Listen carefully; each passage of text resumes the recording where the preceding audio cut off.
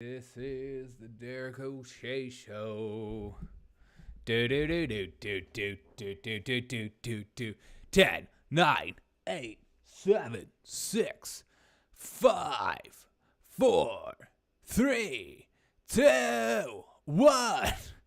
Let's go. What's up, everyone? Welcome to the Derek O'Shea Show. Thank you guys for coming to hang out with me. So much has gotten the news. Elon Musk. Why is it always my camera? Perfect. Elon Musk is in the news, and early breaking stuff that we can get into right this second.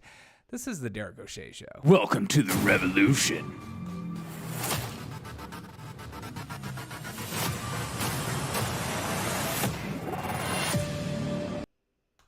Well, hey, all you cool cats and kittens. It's the Derek O'Shea Show. Hope you guys are having a fantastic day.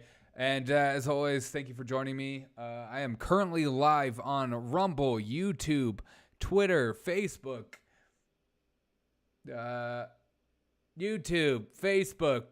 Rumble, all those things. And we are live currently this Monday. We're live a little earlier than normal, because life circumstances happen. I hope you guys are having a fantastic day.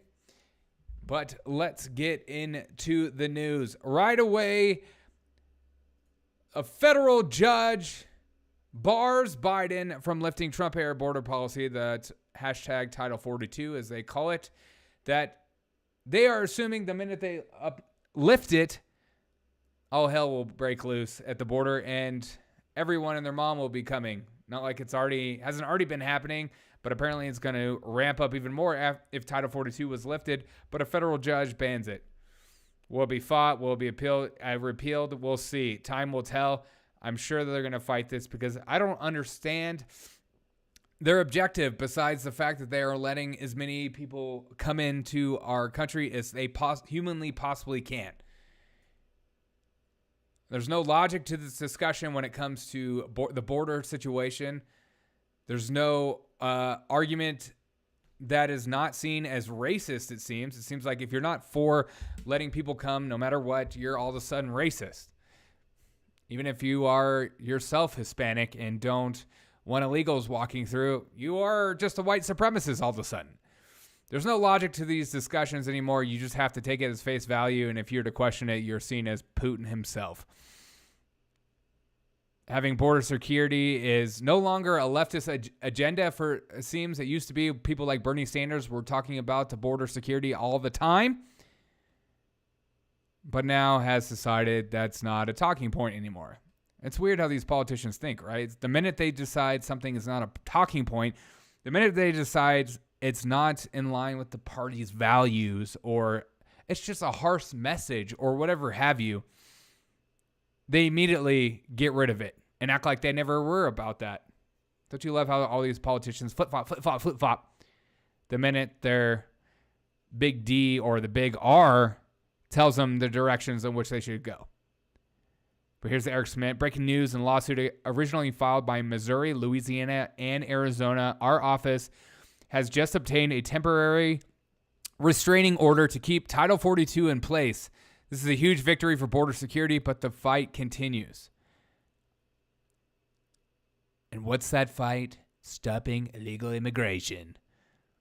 Let me know your thoughts on this because I just get so tired of how disingenuous this argument over Title 42 is, or just border security in general. It's like you're just supposed to allow everyone to come in. You don't vet anyone, even if they're, smuggling drugs or they're, criminals, rapists, whatever, or just, decent human beings. You're just not allowed to ask questions or vet people anymore. Unless you're white. We'll let only a few of those Ukrainians in. Every other country's got to take their share except for us. Let me know your thoughts on Title 42 being restrained for just a little bit. But the big news is this. The big news is Papa Elon. I love how he's just been kind of taken over by the right. It's just like, he's one of us. And you're like, is he though? But Elon Musk makes headway and buys Twitter, which was good for me because I had a bunch of Twitter calls. Thank God for that. He came out this morning and tweeted, I hope that even my worst critics remain on Twitter because that's what free speech means. It's a very powerful statement considering everything we've been going through. I think you're going to see a shift because Elon Musk has bought in Twitter, that all of a sudden people that were for censorship are going to slowly dwindle. And those voices won't seem as loud because then you see more of this pushed down, which is amazing. And also something to celebrate, an African American owns the largest social media company on earth. This is historic. Setting the blue. He's talked about so many cool things he's going to do, but more importantly, he just came out with this tweet saying this: free speech is the bedrock of a functioning democracy, and Twitter is the digital town square where matters vital to the future of humanity are debated, said Mr. Musk. I also want to make Twitter better than ever by enhancing the product with new features, making the algorithms open source to increase trust, defeating the spam bots, and authenticating all humans. Twitter has a tremendous potential. I look forward to working with the company and the community of users to unlock it. We all know that Twitter is not financially viable as a company. It hasn't been very profitable, especially ever since they took Trump off. But it's good to see that Elon Musk is coming out and saying these things about freedom of speech and how important it is, because it is important.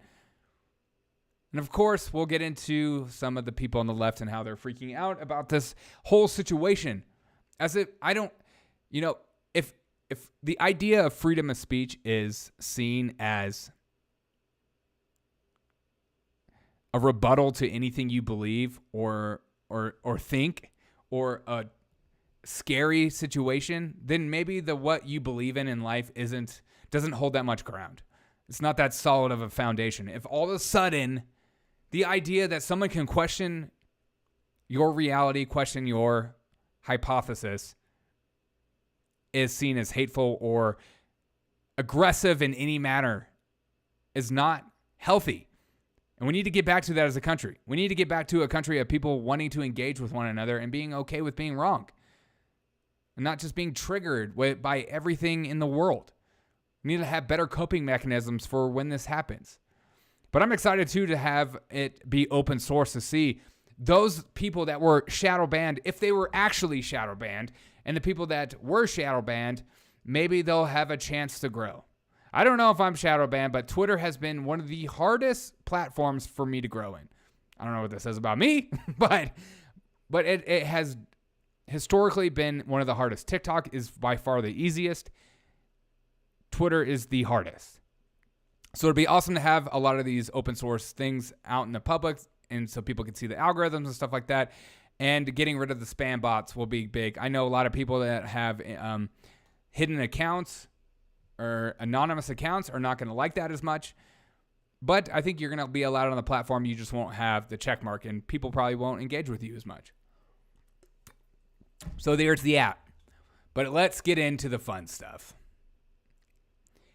Trump comes out immediately and says this. He says, the bottom line is I am not going back to Twitter. Later added, the platform was boring. When asked if Musk, the world's richest man, buying Twitter would be a competitor for Truth Social, Trump responded, I don't view that as a competition for what I'm doing. Are you serious? What the heck? I mean, come on. That's exactly what True Social is. It's 100% seen as competition towards anything Trump. That was the whole purpose of True Social. Trump said that True Social was about being a platform for my voice and my supporters, and anyone could join regardless of their political views, which is such a weird stance to be on. To say that your platform is for only people that believe what you believe, that sounds a little weird. Shares of the Digital World Acquisition Corporation, the controversial blank check that plans to merge with Trump Media and Technological Group fell 13% on Monday to close at $35.71. Since the financial trading day before Musk surprised Wall Street by saying that he amassed a stake in Twitter, digital world lost 44% of its value. So there are more and more reports of Trump saying, I'm not going to join Twitter. And there are people like myself saying, like, I don't see how Twitter's going to change unless somebody like him is allowed back on. But if he decides not to come back on, that's his fault. And I think that would be a really stupid political move. Especially the fact that he owns Truth Social and isn't on it. And he still just emails. It doesn't make any... Whoever's in charge of Trump's social media team needs to all be fired. They're dumb. It's such an easy win. Oh, Elon's back. Trump comes back. Easy win. Bada bing, bada boom. But instead, you're seeing a little bit of the ego come in, and he's doubling down. And he should just see this as a victory and a I told you so moment or whatever have you. And there are talk of him actually joining his own app, Truth Social, now. You know, it's like a dollar short, you know, a minute late, bro. Like, I don't get a lot of his social media moves. Like, the people that support him are better at memeing and in charge of his own social media and getting his message out better than anybody on his own campaign trail. And that's why Twitter was hated his followers so much because of that. Because his followers were doing all the heavy lifting. So, whatever have you. Or just conservatives in general, you know. People that don't want people like Biden or Hillary Clinton in office. Those kind of people. Sickos. And then we get to this. Jen Psaki comes out and talks about the ownership. Because, you know, when there's record inflation, war in Ukraine, a border crisis, and so much more, we need to talk about Twitter. So here's Jen Psaki answering questions about Elon's takeover. The Surgeon General has said that misinformation about COVID amounts to a public health crisis. Yeah. I'm wondering, regardless of ownership, would the White House be interested in working with Twitter like it has in the past to continue to combat this kind of misinformation? Or are we in a different part of the pandemic where that kind of partnership is no longer necessary? Well, I think we engage regularly with all social media platforms about steps that can be taken. That has continued, and I'm sure it will continue. But there are also reforms that we think Congress could take, and we would support taking, including reforming Section 230, enacting antitrust reforms, requiring more transparency, and the president is encouraged by the bipartisan support for or engagement in those efforts. Is it me, or do you just wish our government would be for you, for your best interests, rather than their own best interest? You know, it'd be nice if they were just like, we're going to do whatever it takes in order for you to have a voice, in order for you to feel like you have freedom of speech within that platform, because we see Twitter, we see Facebook, we see Instagram, we see this as the new town square. People aren't going to the park and having conversations with each other. People are having conversations via social media. So it's important for them to have open source and open, like, no shadow banning, and allow people to have a voice. But instead, they double down and they talk about misinformation. It's just like the idea of misinformation being not driven by them and just solely driven by a person like me or somebody else online is just insane. Again, it goes back to what Obama was talking about when he was giving that speech last Friday, what we talked about him saying the problem is with misinformation is people are flooding the space with sewage and asking questions and creating conspiracy theories. That's always been the problem for them. They don't like the idea of someone like me or you. Censor Mom, what up? They don't like the idea of someone like me or you being able to actually question anything from the top down. They don't like that. And so they see this as a threat. As we get into even more, Censor Mom, how you doing? How you feeling? Are you excited about Twitter and what is to come? And the fact that Trump said he's not going on Twitter. Sometimes you just gotta lay down your own ego every once in a while and just do an easy win for the people. It's about the people. Let's watch this. Elon Musk to buy Twitter. You're feeling good, heck yeah, about Twitter. Sad that no Trump. I know. Trump and his social media team they're idiots. It's such an easy win. Just go on. Or go on Truth Social like you should have done at the beginning, but you didn't. You didn't get on Truth Social. You kept doing these silly emails, and it made no sense. It never made sense. And I feel like he's dwindling a little bit in that department, and he needs massive help, and he needs to stop hiring the same people. But here's Brian Stelter talking about Elon Musk, which is always great. My favorite thing about Brian Stelter is this.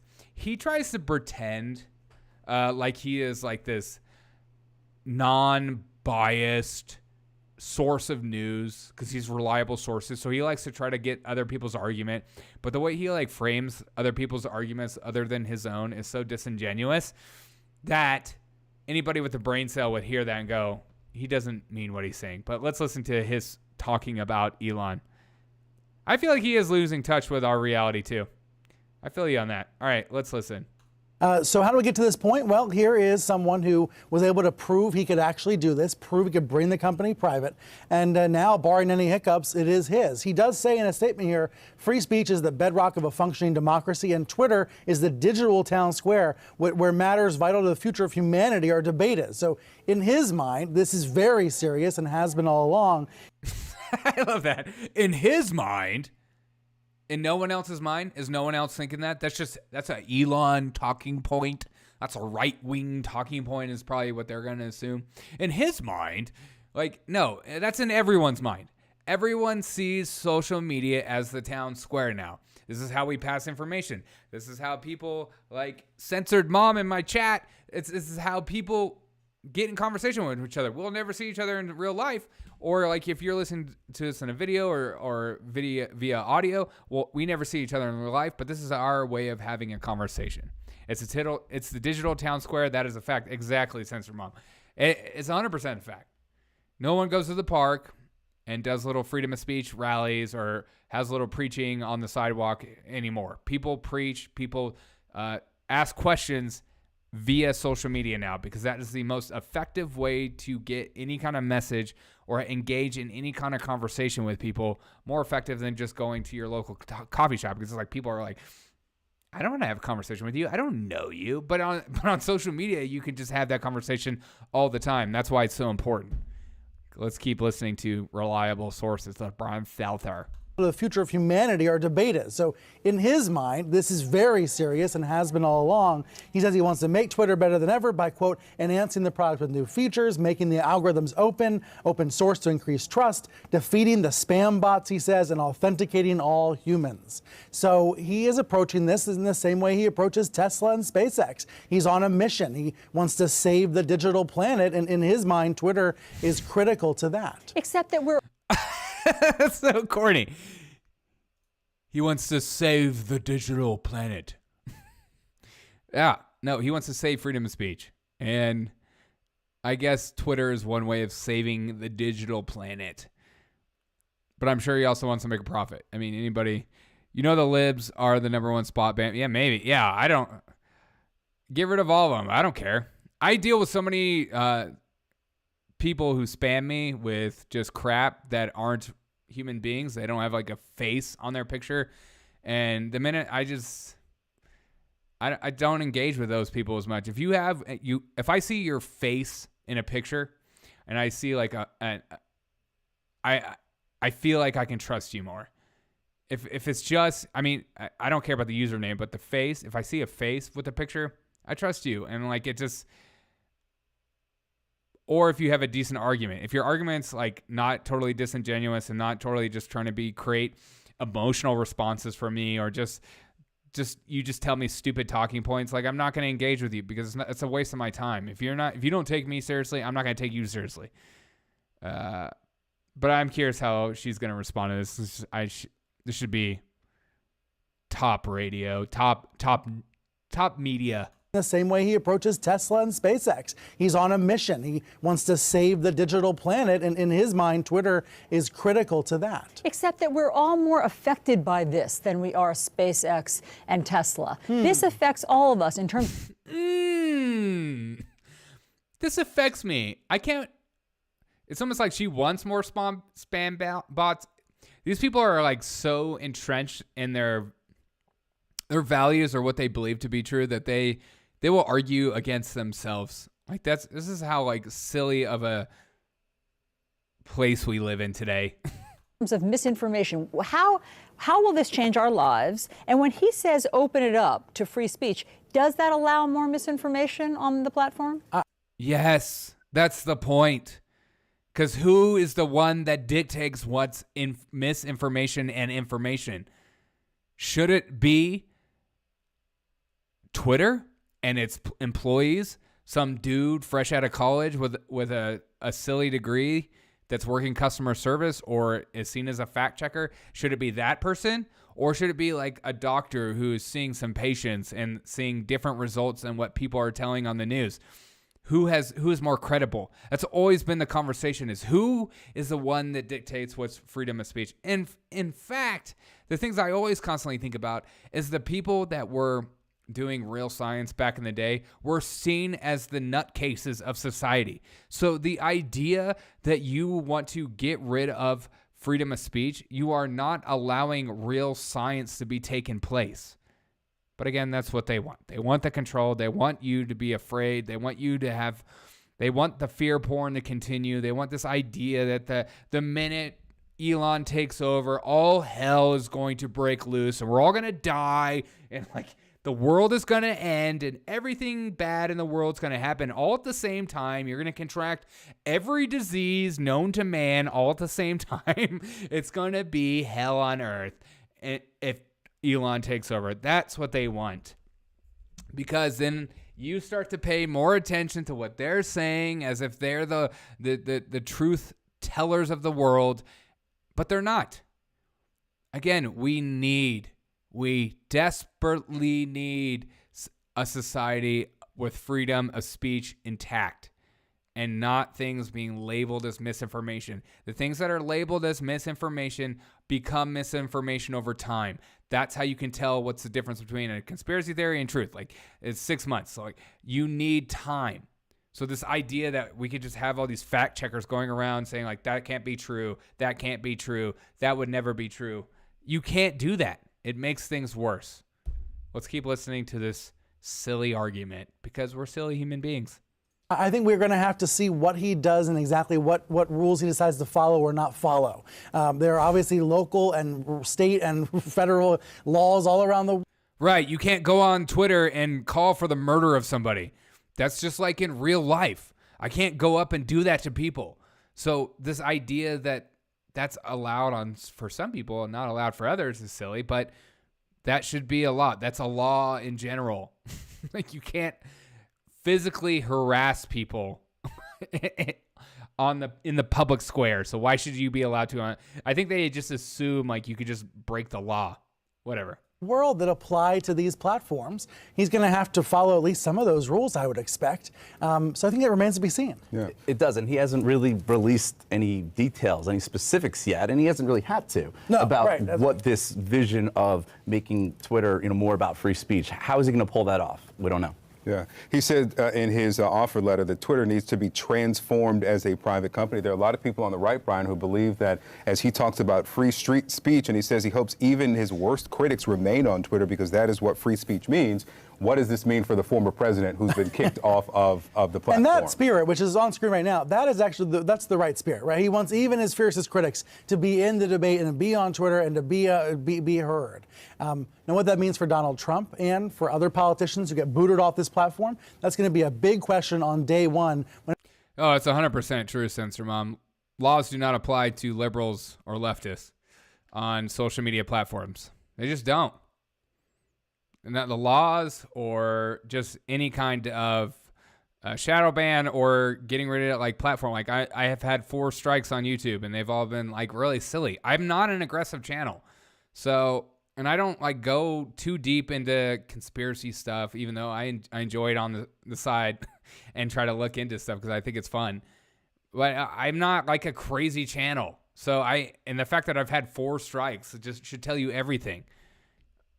While other people can just say the most outrageous things and they are totally fine because they align with a certain value system.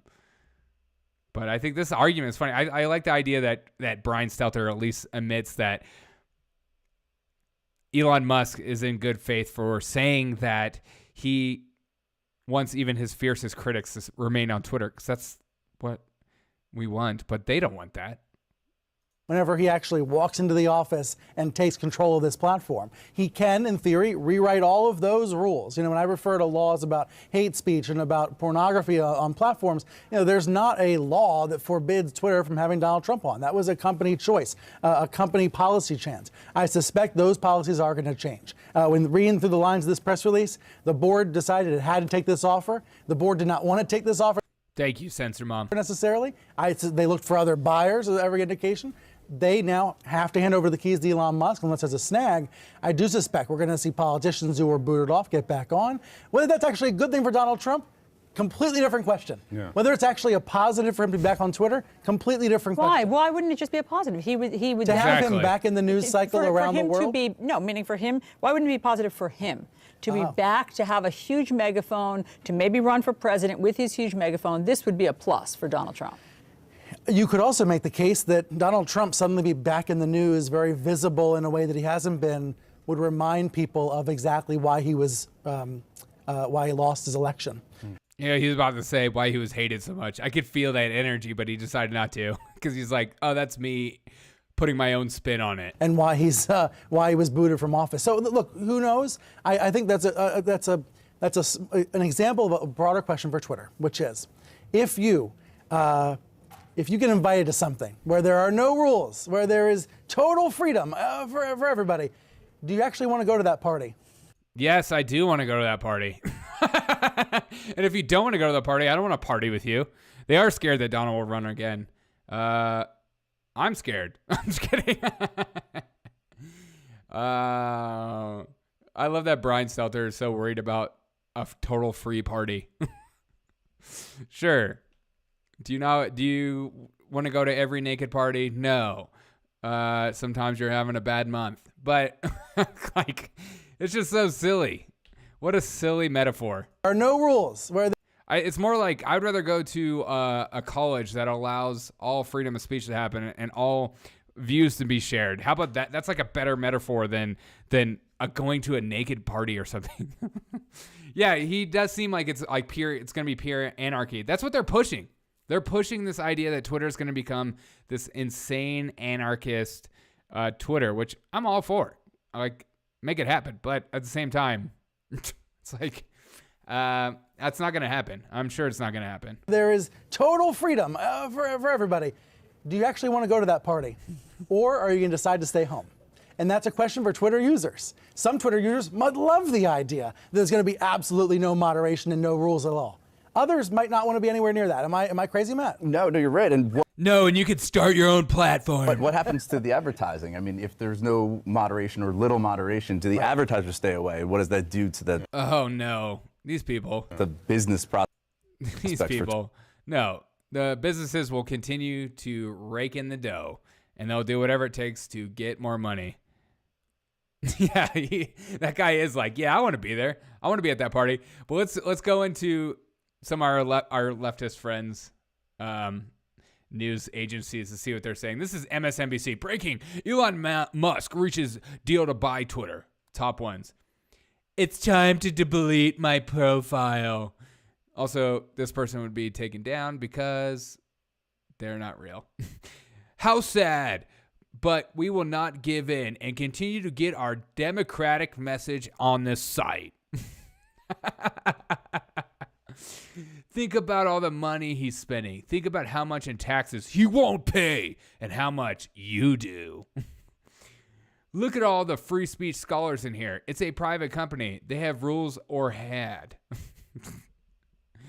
Oh, I love how and then we go to this site, which is even better.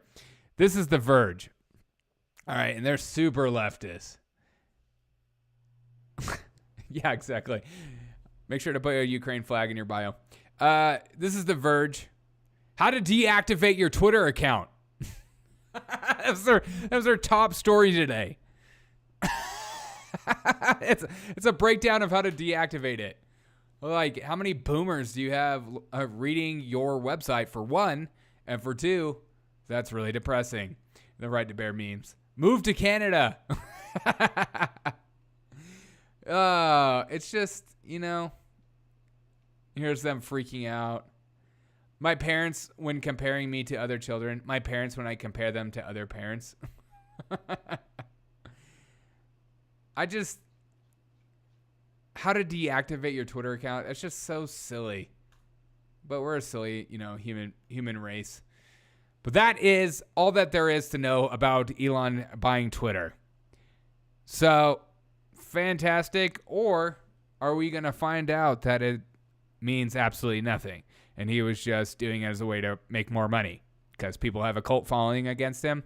I hope that he pushes for freedom of speech. I hope it makes the platform changes completely. I hope it gets better. I hope it gets more wild.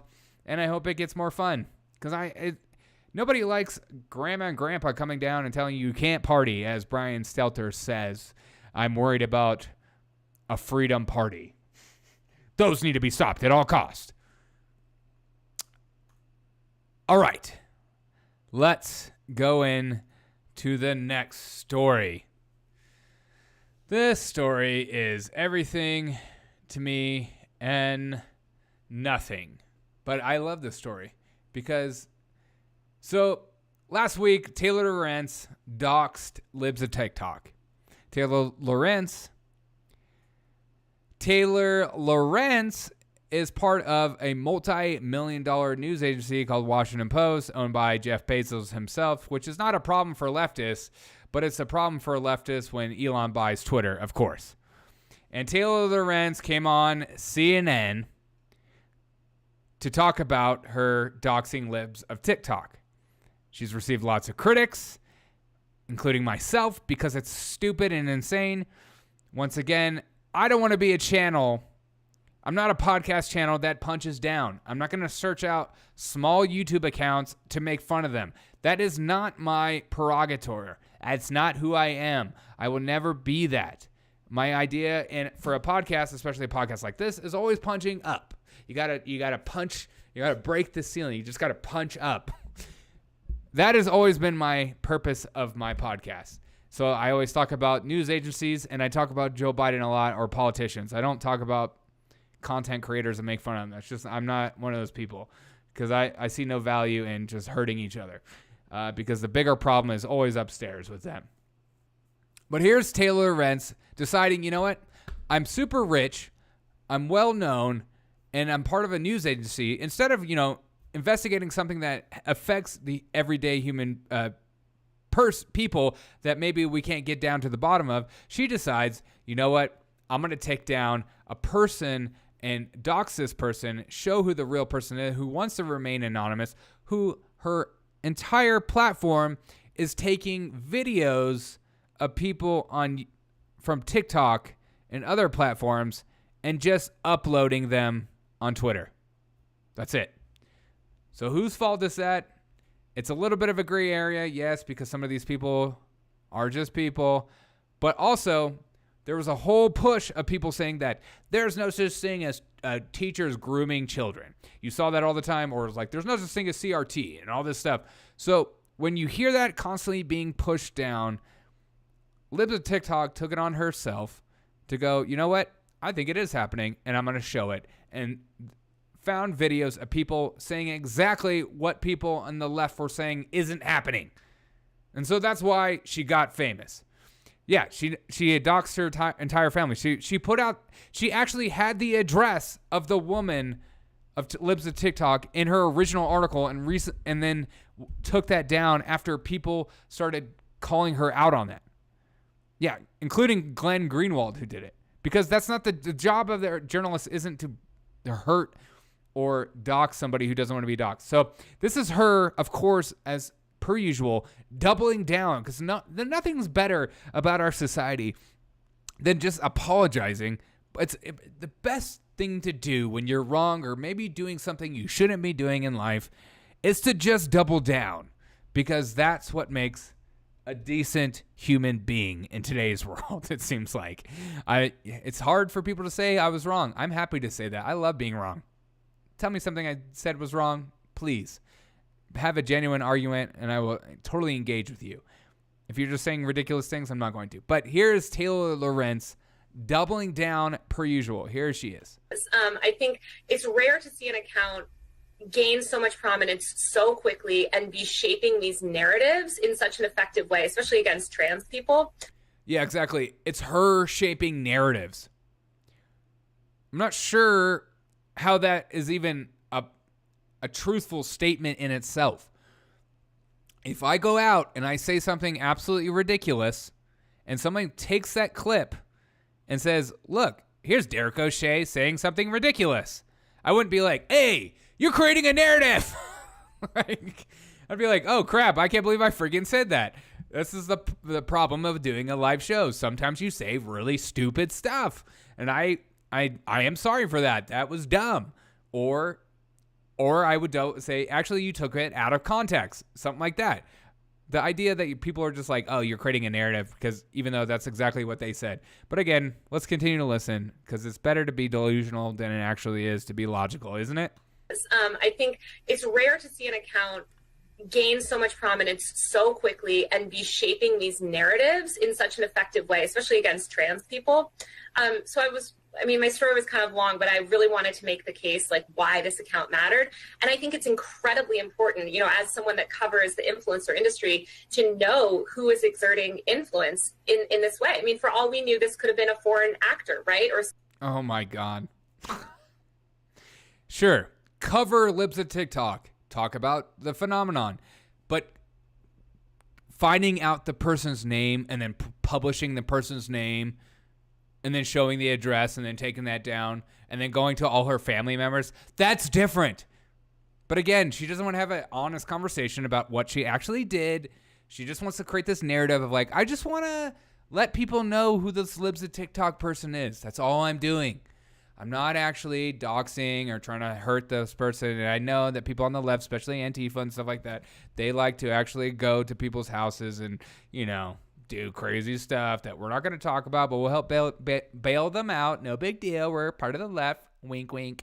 It's such a disingenuous argument. But I just keep listening to her. And this idea that I'm doing a favor for the American people because, after all, she could have been Putin himself. Sorry, I misgendered. Could have been Putin in disguise, trying to create these false narratives about teachers around the United States grooming children. And that needed to be stopped. Keep listening to this insane argument, because that's what we're at. Again, we can't have honest conversations anymore. Everything is hate speech. Everything is triggering. Everyone loses their minds all the time. And then when she's called out, she just doubles down and then changes, as she says, changes the narrative. But let's keep listening. Covers the influencer industry, to know who is exerting influence in this way. I mean, for all we knew, this could have been a foreign actor, right? Or someone we just didn't know. And so I thought, hey, look, this account has massive power, massive influence. This woman is basically on an entire right-wing media tour. She gave interviews to the New York Post, Tucker, all of that, and registered as a media company, registered a trademark. So yeah, I thought it was quite important and in the public interest to find out who was running it. So there are several arguments against your article. One is that this person's identity was simply not newsworthy. That it doesn't. I think. Which is exactly the argument to be had. It wasn't newsworthy. Sure, talk about. It's just like when people just like take down people like Jordan Peterson, right? Jordan Peterson, cultural phenomenon, especially with young men, my age particularly, about making your own bed, being held accountable for your action, like all this stuff that we felt like we weren't taught as kids, I guess. And a lot of people, instead of trying to figure out why there's this cult following of people that love Jordan Peterson, and why all these men have decided to join and go to all his conferences and just be a part, read all his books, reading books I've never read before and stuff like that. Instead, they decide to try to take him down and dox him and get rid of him and make him lose his job and lose his clinical practice and lose his jobs at universities and stuff like that, because that's what's more important. Being morally conscious, because that's what we're about. We're the tolerant left who have never been tolerant. So stop calling left people tolerant. They are not tolerant. That's such a dumb talking point. Stop calling it. That's just them changing words around. They've never been tolerant. They've always been fascist. So, in its sense, they're like, if you don't agree with me, I'm taking you down. But let me know your thoughts on the whole libs of TikTok thing, because journalism, when I saw this article coming out, it's like journalism is just dying. I would have 100 anonymous journalists doing real work over one person like her going out and doxing an American citizen. How about find out why people follow the account and maybe just debunk it if you don't believe it's true? No, I want to just take down the person. It's just like it's like when people get in an argument with other people, and instead of talking about their argument, they go on to be like, well, you're fat or at least you're dumb, or like they just like break them down physically, mentally, spiritually, whatever, instead of actually engaging in the conversation or the argument, because that's what we're doing in today's society anyways, especially on social media. Let me know your thoughts on this libs of TikTok. Next news story. This is really sad. A body of a Texas Army National Guard soldier was found dead, drowned saving migrants. Beep, beep, what up? They're mad because libs of TikTok, because it's a mirror to them. Exactly. It's a freaking mirror to them. It's like Define L's, that Twitter account, which I love that Twitter account. I hope to one day be a part of it. But they hate it because it's a mirror. And they're like, wow, I do sound silly. That's why I always listen to my podcast, to make sure I don't get too crazy. But this is a really sad story. The body of Texas Army National Guard soldier was found dead, drowned. White House was absolutely silent about it until they were asked about it today, of course, because it doesn't fit the narrative, or else it would be totally celebrated. What was the National Guard doing? He was saving migrants. What were the migrants allegedly doing? Smuggling drugs. Allegedly. It's not confirmed. It's alleged. Okay? All right. But even if that is the case, again, it goes against the whole narrative that this isn't part of what's going on at the border. It's like we have a raging drug epidemic with addiction everywhere, especially with fentanyl cases. And we don't want to have an actual conversation of what needs to be had, what needs to be done. But here's the story of the soldier. May he rest in peace. Stud, freaking selfless human being. Has bigger balls than I'll ever have. Well, after nearly 4 days of searching, Border Patrol agents recovered the body of Texas National Guard Army Specialist Bishop Evans. This comes the same day that a delegation of House GOP leaders were in Eagle Pass. They say to see firsthand the challenges at the border. Want to go live now to Vanessa Croy, who's been in Eagle Pass all day. And Vanessa, you saw National Guard soldiers honoring Specialist Evans today. Well, that's right, Audrey. And the Major General of the Texas National Guard said today that Specialist Evans died a hero, that the 22-year-old gave his life to protect his nation. Now, from where we're standing in Shelby Park here in Eagle Pass, it was about half a mile upriver where Specialist Evans' body was recovered this morning. The Texas Military Department said Evans jumped into the river on Friday to rescue 2 migrants who were struggling in the water as they were trying to enter the U.S. The Texas Rangers later saying those migrants were taken into custody for drug trafficking. Law enforcement. Oh! That's crazy. That's so sad. Let's keep listening. Sources out here tell us the migrants were with a... Beep Beep says fentanyl kills more Americans a year than all Americans KIA in Vietnam, but nothing but crickets from me. Of course. You can tell there's not going to be an honest conversation about fentanyl because the facts of how it's happening and why it's happening and how to stop it is not part of their platform. That's why they won't talk about it. Period. End of story. A larger group who were trying to smuggle drugs into the U.S. Specialist Evans joined the National Guard in 2019 and was from Arlington. He also served in Kuwait in 2020. He was a National Guard specialist. He's a human being. He risked his own life for a person he did not know because he could not watch that person drown. Now, word that a body was recovered was circulating over the weekend. Sources tell us the body was that of a migrant and not Specialist Evans, leaving many to wonder how many people have died trying to cross these waters and are still missing. Now, today we saw National Guard members put up this memorial honoring Specialist Evans. It's definitely a somber day here in Eagle Pass as fellow National Guardsmen say goodbye to the hero that served alongside them. We're reporting live today in Eagle Pass. Vanessa Croy. That is devastating and very sad. But here's Jen Psaki weighing in on it because, you know, it's not Biden's having his fun with the NHL today, and we'll get into him being silly. But here's the White House weighing in on it. Thank you, Jen. I don't believe the White House so far has commented on the death of Bishop Evans, the 22-year-old National Guard specialist who drowned trying to save 2 migrants. I wanted to give you an opportunity to say some words. Yes, thank you for that, Jackie. And the news of the confirmation that his body had been found was confirmed just a couple of hours ago. I would note that, of course, our heart goes out to his family and to his loved ones. To confirm all the specific details, he went missing on Friday following his selfless efforts to rescue 2 migrants who appeared to be drowning and who were trying to cross a river in Mexico that went to the United States, went into the U.S., of course. We know that National Guard personnel, including him, risk their lives every day to serve and protect others. And again, our hearts go out to his family. I don't have any, in case you may ask, I don't have any updates at this moment in terms of the president's outreach, but if that is something I can update you on this afternoon, I will let you know. Does the White House feel any responsibility for his death, given that there's reporting that he lost his life allegedly trying to save 2 migrants who were smuggling drugs? This is a problem that, you know, the administration has been facing for some time and is obviously, as we've been discussing, getting some criticism on.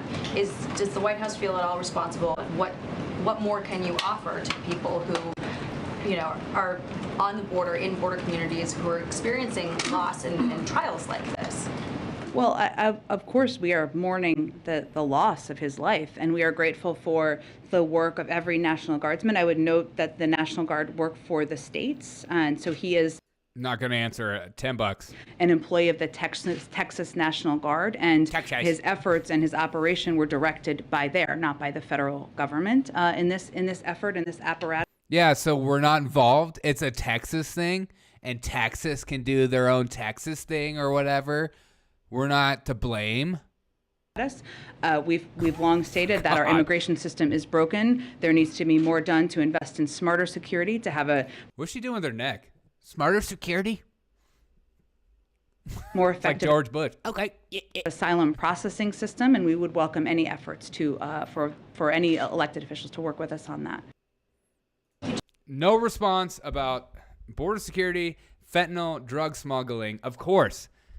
It's just like out of mind, out of sight. It's like some of these people that I know that don't engage with politics or news whatsoever, and they're just like, I can't do it. I'm gonna put my head in the sand. It's the same thing these politicians do. They're just like, I'm just gonna pretend like I didn't hear that question.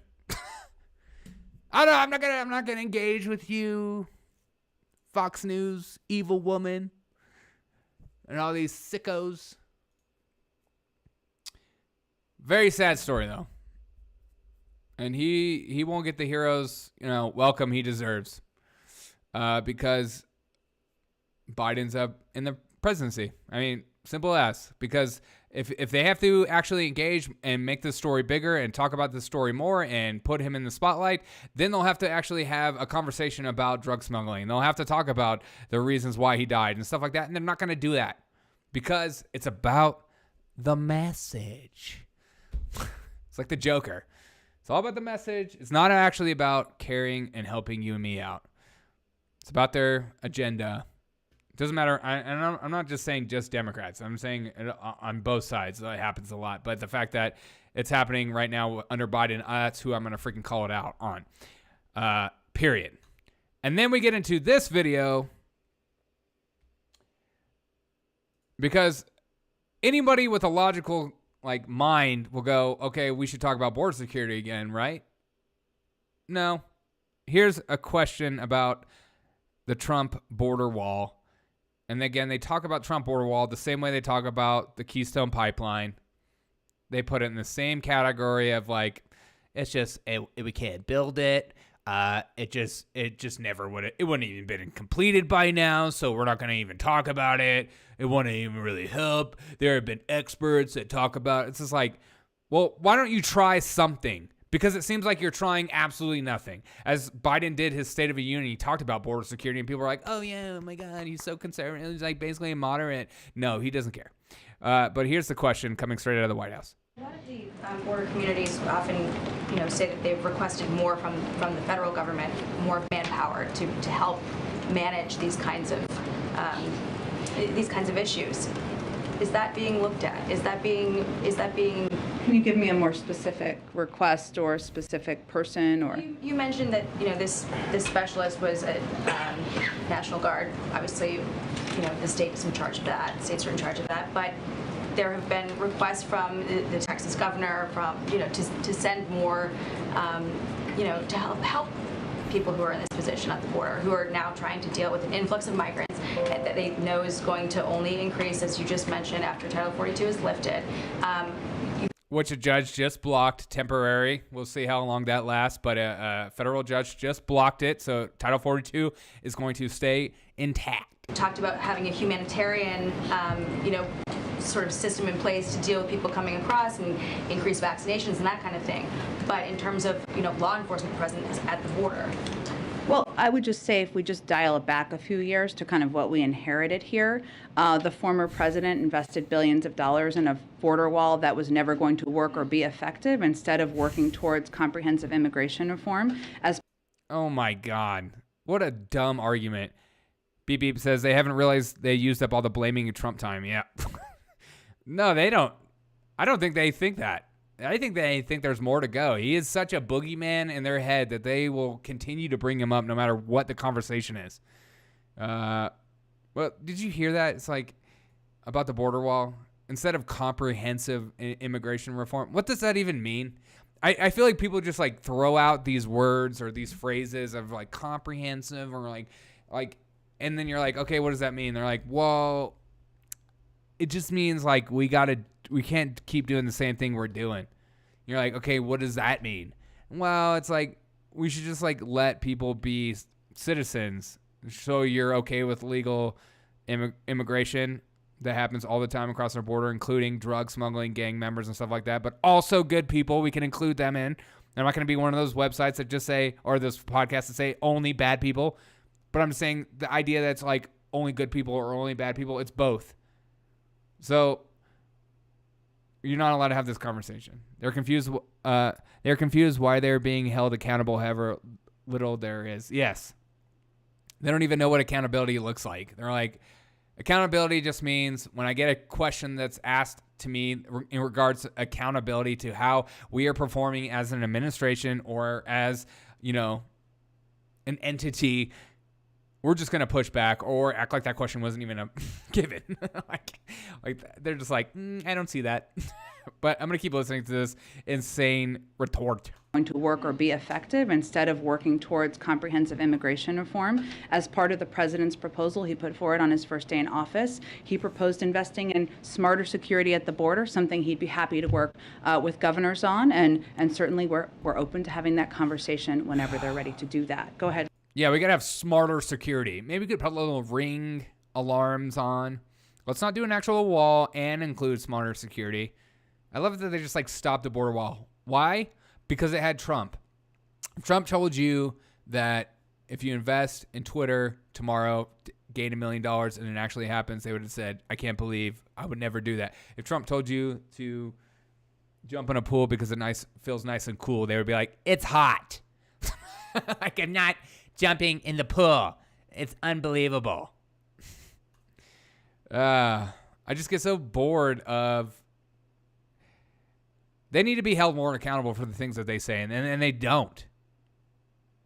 The media is more concerned with people like libs at TikTok, people like you and me having conversations, like you in the chat. Shout out to everyone in the chat, getting in there and raising their voices. I always appreciate you guys a lot. They care more about people like you and me than they actually care about holding some of these people in power accountable for the actions that they take, or bills that they put forth, or inflation. I mean, this idea that inflation is due to Putin only is so ridiculous.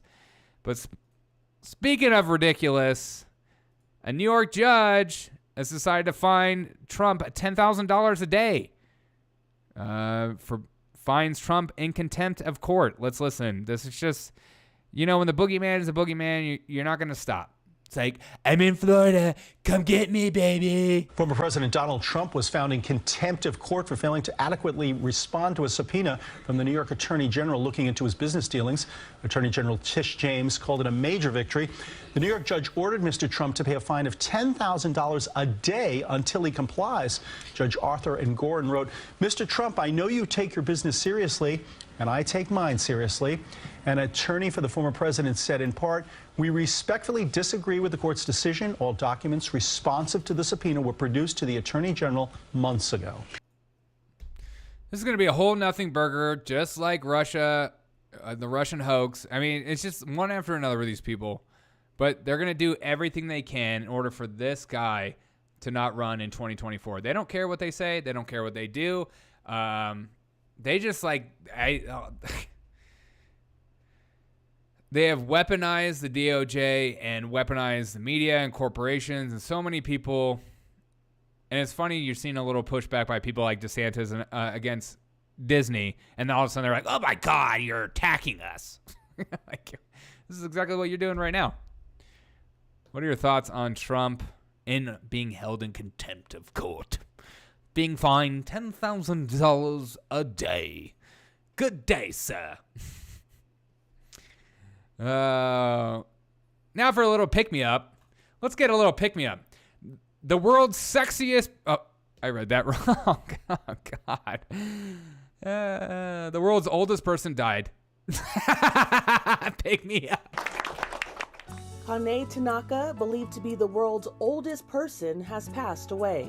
Tanaka was born on January 2nd, 1903, and she died 1903? Dang. on April 19th. Her cause of death was not revealed. Tanaka survived cancer twice, survived 2 world wars, and survived both the 1918 Spanish flu and the COVID-19 pandemic. Dude, okay. What a freaking absolute badass. Like, what the frick? It's like, everything you got, bring it out. Bring it. I got it. In 2019, she was celebrated and entered into the Guinness World Records. Tanaka had a sweet tooth and enjoyed chocolate and fizzy drinks. As you can see here, she also enjoyed cake. As of last September... She died in a bar fight? Yeah, please. I hope that... That'd be amazing. She died in a bar fight, and she was fighting 10 people at the same time. And she beat up every single one of them, but the last person blindsided her. That's what happened. Tanaka was one of 86,510 centenarians in Japan. 9 out of 10 were women. With Tanaka's passing, 118-year-old Arigato gozaimasu. French nun Lucille Randon is now the oldest French, holding it down. French babes. woman alive. Good for Kane her. Tanaka was 119 years old. Dude, 119. God, can you imagine being that old? Like, do you want to live that long? I'm not sure if I do. 119 is old. We have new information coming out about... New information when it comes to the... Do you remember the Parkland shooting? The jury selection may have a little problem. I'm hearing new information about the jury selection. It's always amazing some of these court cases. You're like, oh yeah, I remember. The jury selection process in the penalty phase trial for Nicholas Cruz. The 2 weeks of questioning up to this point could be scrapped.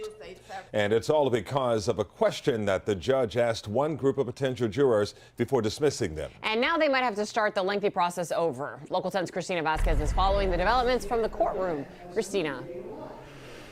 And in a nutshell, the judge essentially this morning essentially hitting the restart button to all of this, but leaving the door open that she could maybe change her mind and reverse that ruling come Wednesday. That's the day that she has given the defense the time that they say they needed to present their full objection. We had a miscommunication. We're going to get them here next week. Jeez. Your Honor, in that case, with all due respect, the state is going to be filing a motion to strike the panels. At issue, the 11 prospective jurors from week one, the judge excused from the case after they said they could not follow the law before the defense had a chance to question them. The procedural issue developed when the judge veered away from the limited scope of phase one on hardships and asked prospective jurors if they could, quote, follow the law, and then excused 11 from the case who said they could not before the defense was able to speak with them.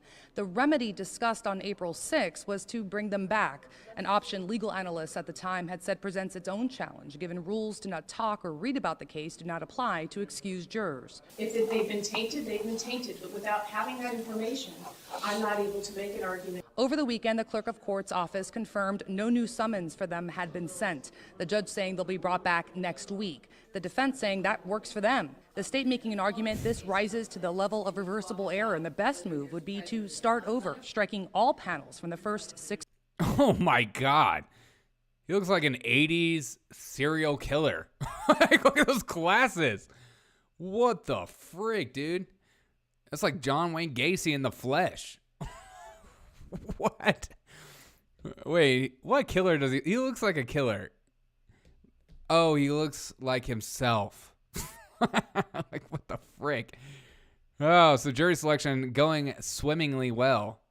Also, can we also agree that that judge is way too pretty? Like, what the heck? Like, when I imagine a judge, I'm thinking like a 90-year-old old person just like with so much wisdom, and you just like, I'm seeing my bias right now, and it's pretty hateful of me. I'm going to pull back on that statement. I'm sorry. I just publicly apologized. Alec Baldwin is back.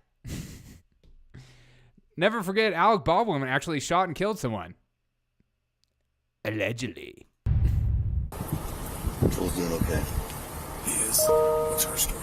A little bit rougher. 201 on 10. It was the shoulder, though. On Joel? Helena? Where did it? So hers appeared to went through her right underarm. Yeah. And the exit point was on her back left shoulder blade. So it went through. So. Life threatening? Oh, God. Yeah, enough. I can't watch this and make fun of this. That's just sad. That'd be freaking devastating to watch that happen. It's freaking weird, though. The things he gets away with. All right, now we have the unionization. Say that 10 times fast. Unionization. Vote begins at a second Amazon facility. Fool me once. Shame on you. Vote for the unions, man.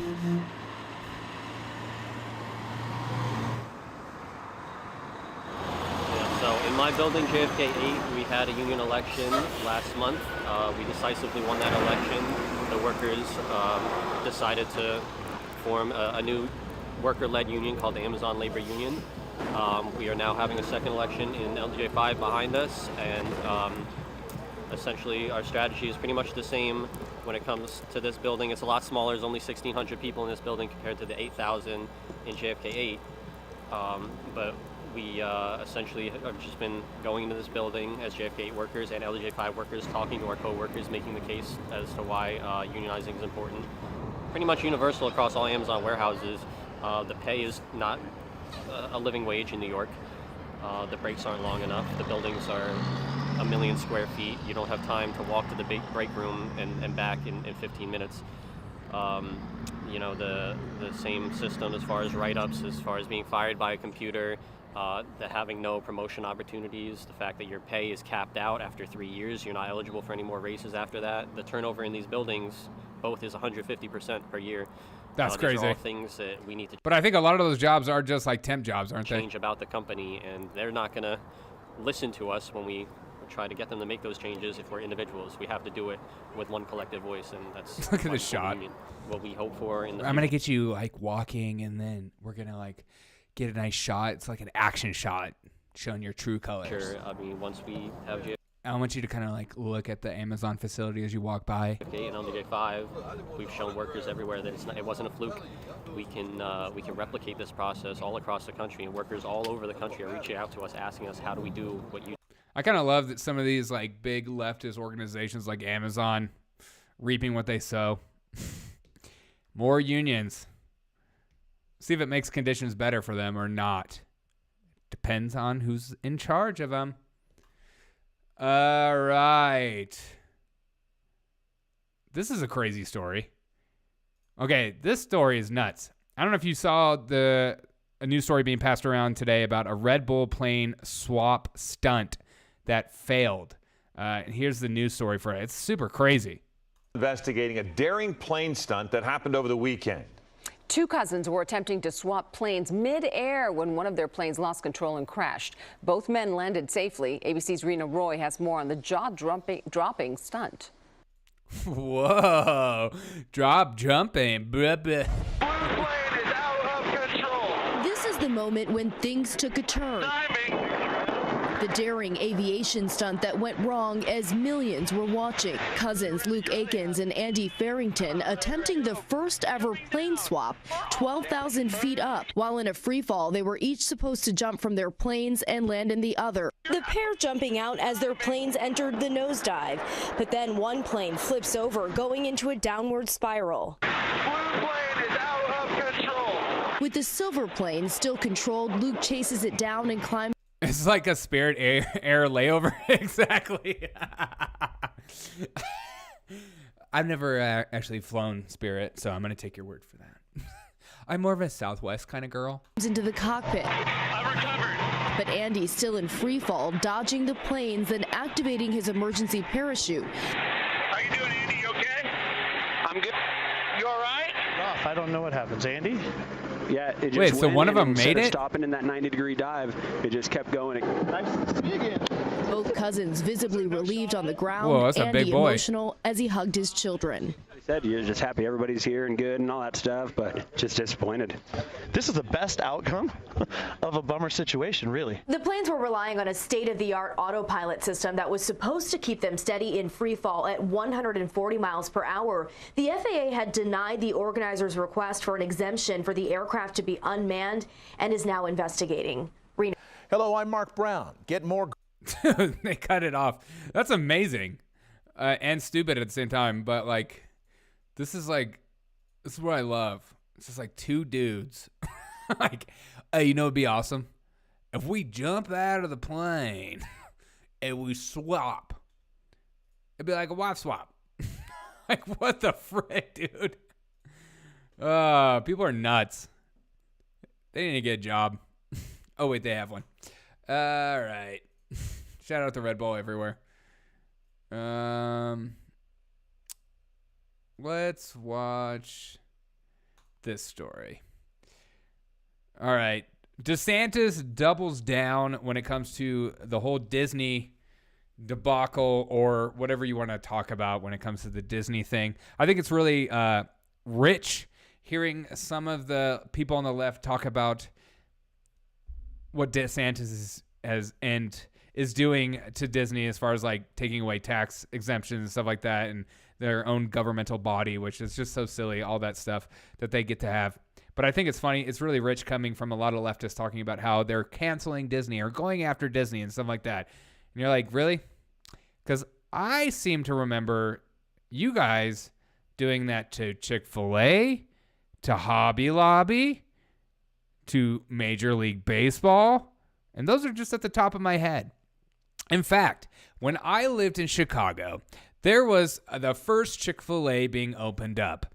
And when I was there was this evil this human being named Rahm Emanuel who decided that Chick-fil-A shouldn't have a place in Chicago because it was hateful. And that Chick-fil-A was going to be right next to my school I went to downtown. So this idea that it's this new conservative evil movement is just so silly. It's conservatives finally, people on the right, Republicans, finally waking up and giving people on the left a taste of their own medicine and fighting the same way they've been fighting for so long. It's rich to see. I don't know your thoughts on it. I like it. I like the idea that these corporations have been putting their nose in politics for way too long and doing all the bidding of the left. Why? Because the left is the most outspoken and aggressive in their tactics as far as what they give subsidies for and stuff like that than the right. The right's always had this attitude of like, well, they're a corporation, so I'll let them do whatever they want to do. It's the free market, blah, blah, blah, bull crap. At the same time, these free market companies are being bailed out and giving crazy subsidies and all that stuff. Well, we can get into that later. But this idea that it's this new phenomenon on the right is so silly and just a dumb argument. But here's DeSantis doubling down today. This is from today. And you can't win a fist fight by only blocking. Exactly, beep, beep. Thank you. It's just like these Republicans that are just basically roadblocks. That's all they are. So this idea this red wave is going to save people is just, I don't think is, and time will tell, and I will hold those people to their feet to the fire in that day, when that day happens. But this idea of we just got to stop the left. I heard that for so long growing up, voting and learning to vote and learning about politics of we got to stop them. We got to stop them. We got to put us, and it's why do we have to always be the people that stop another person? Why can't you go on the offensive? So it's refreshing, whether it's right or wrong, and we can get into the argument. It's just good to see somebody with some cojones to actually fight back and not be afraid of, the New York Times article or CNN, Brian Stelter talking about them. They aren't roadblocks. They're just speed bumps. Exactly. Even better.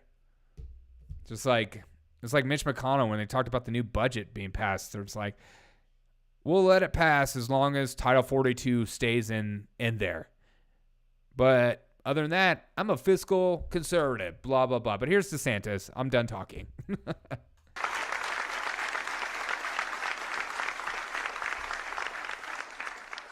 So momentarily, I'm going to sign the Stop Woke Act. We actually have two other bills. We just did the legislature just did a special session. They passed 3 pieces of legislation. I'm going to sign 2 of those here today. One was, we did a bill last year to combat censorship by big tech companies. And it did a couple things, but it provided Floridians the ability to sue big tech if you are. Oh my God. That is Christopher Rufo right there. Mr. CRT himself. He's Joy Reid's worst nightmare. All right, let's keep listening. Are deplatformed or censored based on viewpoint discrimination under a consumer fraud theory, because they say they're open platforms and they steal your data and make a fortune off that. We also provided protection for political candidates so they can't deplatform you during the campaign and give the other party an advantage, which they probably would do. So anyways, there's a lot of good stuff. But, look, this is something we knew big tech would litigate, and so they sued on it. It's now on appeal. They got a preliminary injunction from a district judge. It's on appeal. Next week is going to be the argument in the 11th Circuit. One of the provisions that got snuck into there at the end was a carve-out for anybody who operated a theme park, which is meant to protect Disney. And, I was in a situation as governor. Do I veto the whole bill over that and get nothing, or do I sign it in spite of that? So I thought it was better to sign it in spite of that, knowing it was going to be litigated and know we could tweak it later. But the district judge actually pointed to that provision as one of the reasons why he wanted to do the preliminary injunction. So it was a mistake for it to be done. The legislature has rectified that mistake, and they have repealed the Disney exemption to our big tech bill. That's important.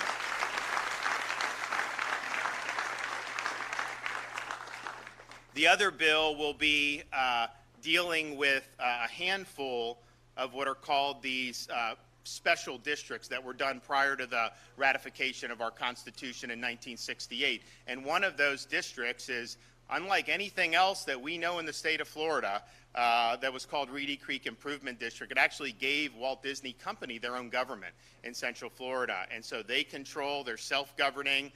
They have the ability to build a nuclear power plant without state consent if they want. They don't have to go through permits. That's awesome. Something they should have been doing since day one. That would have been amazing. No, but the left is against that. Or for solar panels and windmills only. Nuclear is never an option. They have all kind of different benefits, and it was really an aberration. No individual or no company in Florida is treated this way. And it's not right to have dissimilar treatment. But, you know, they had exercised a lot of power over the years. It was never anything that was debated. In fact, I don't even know that I knew the name of it prior to this becoming something that was live in the past few months. So we had to take a look at that, and we looked and we said, you know what? I mean, man, this is not right. But, you know, you did have the situation with our Parents' Rights and Education bill. And the thing is, you know, when you're doing some of this stuff, you know, what happens with leftists and media. Yes, talk about it. They like to distort. They like to create false narratives. Preach. For whatever reason, Disney got on that bandwagon. They demagogued the bill. They lied about it, whatever, came out against it. You know what? My view is I was very clear about saying, you ain't influencing me. I'm standing strong right here, so it doesn't matter.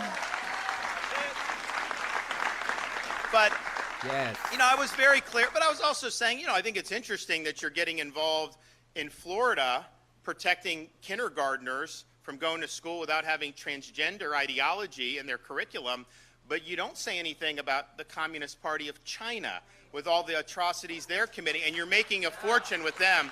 You don't say things about other kinds. It's not transgender. Don't put that in your argument if you ever talk about it. It's queer theory. Look up queer theory, and then you can understand more of what's going on in the world and what is happening. It's not like a transgender thing. It's queer theory. You need it's just like CRT. Always go to the source. Countries and their practices, but nevertheless, I mean, it's fine. And so we weren't going to let that deter us. No big deal. We signed the bill, and then, and incredibly, they say we are going to work to repeal parents' rights in Florida. And I'm just thinking to myself, you're a corporation based in Burbank, California. Exactly. And you're going to marshal your economic might to attack the parents of my state? But this is what corporations have been doing for so long. It's just nice to have somebody like awaken to some of these things and fight back. We view that as a provocation, and we're going to fight.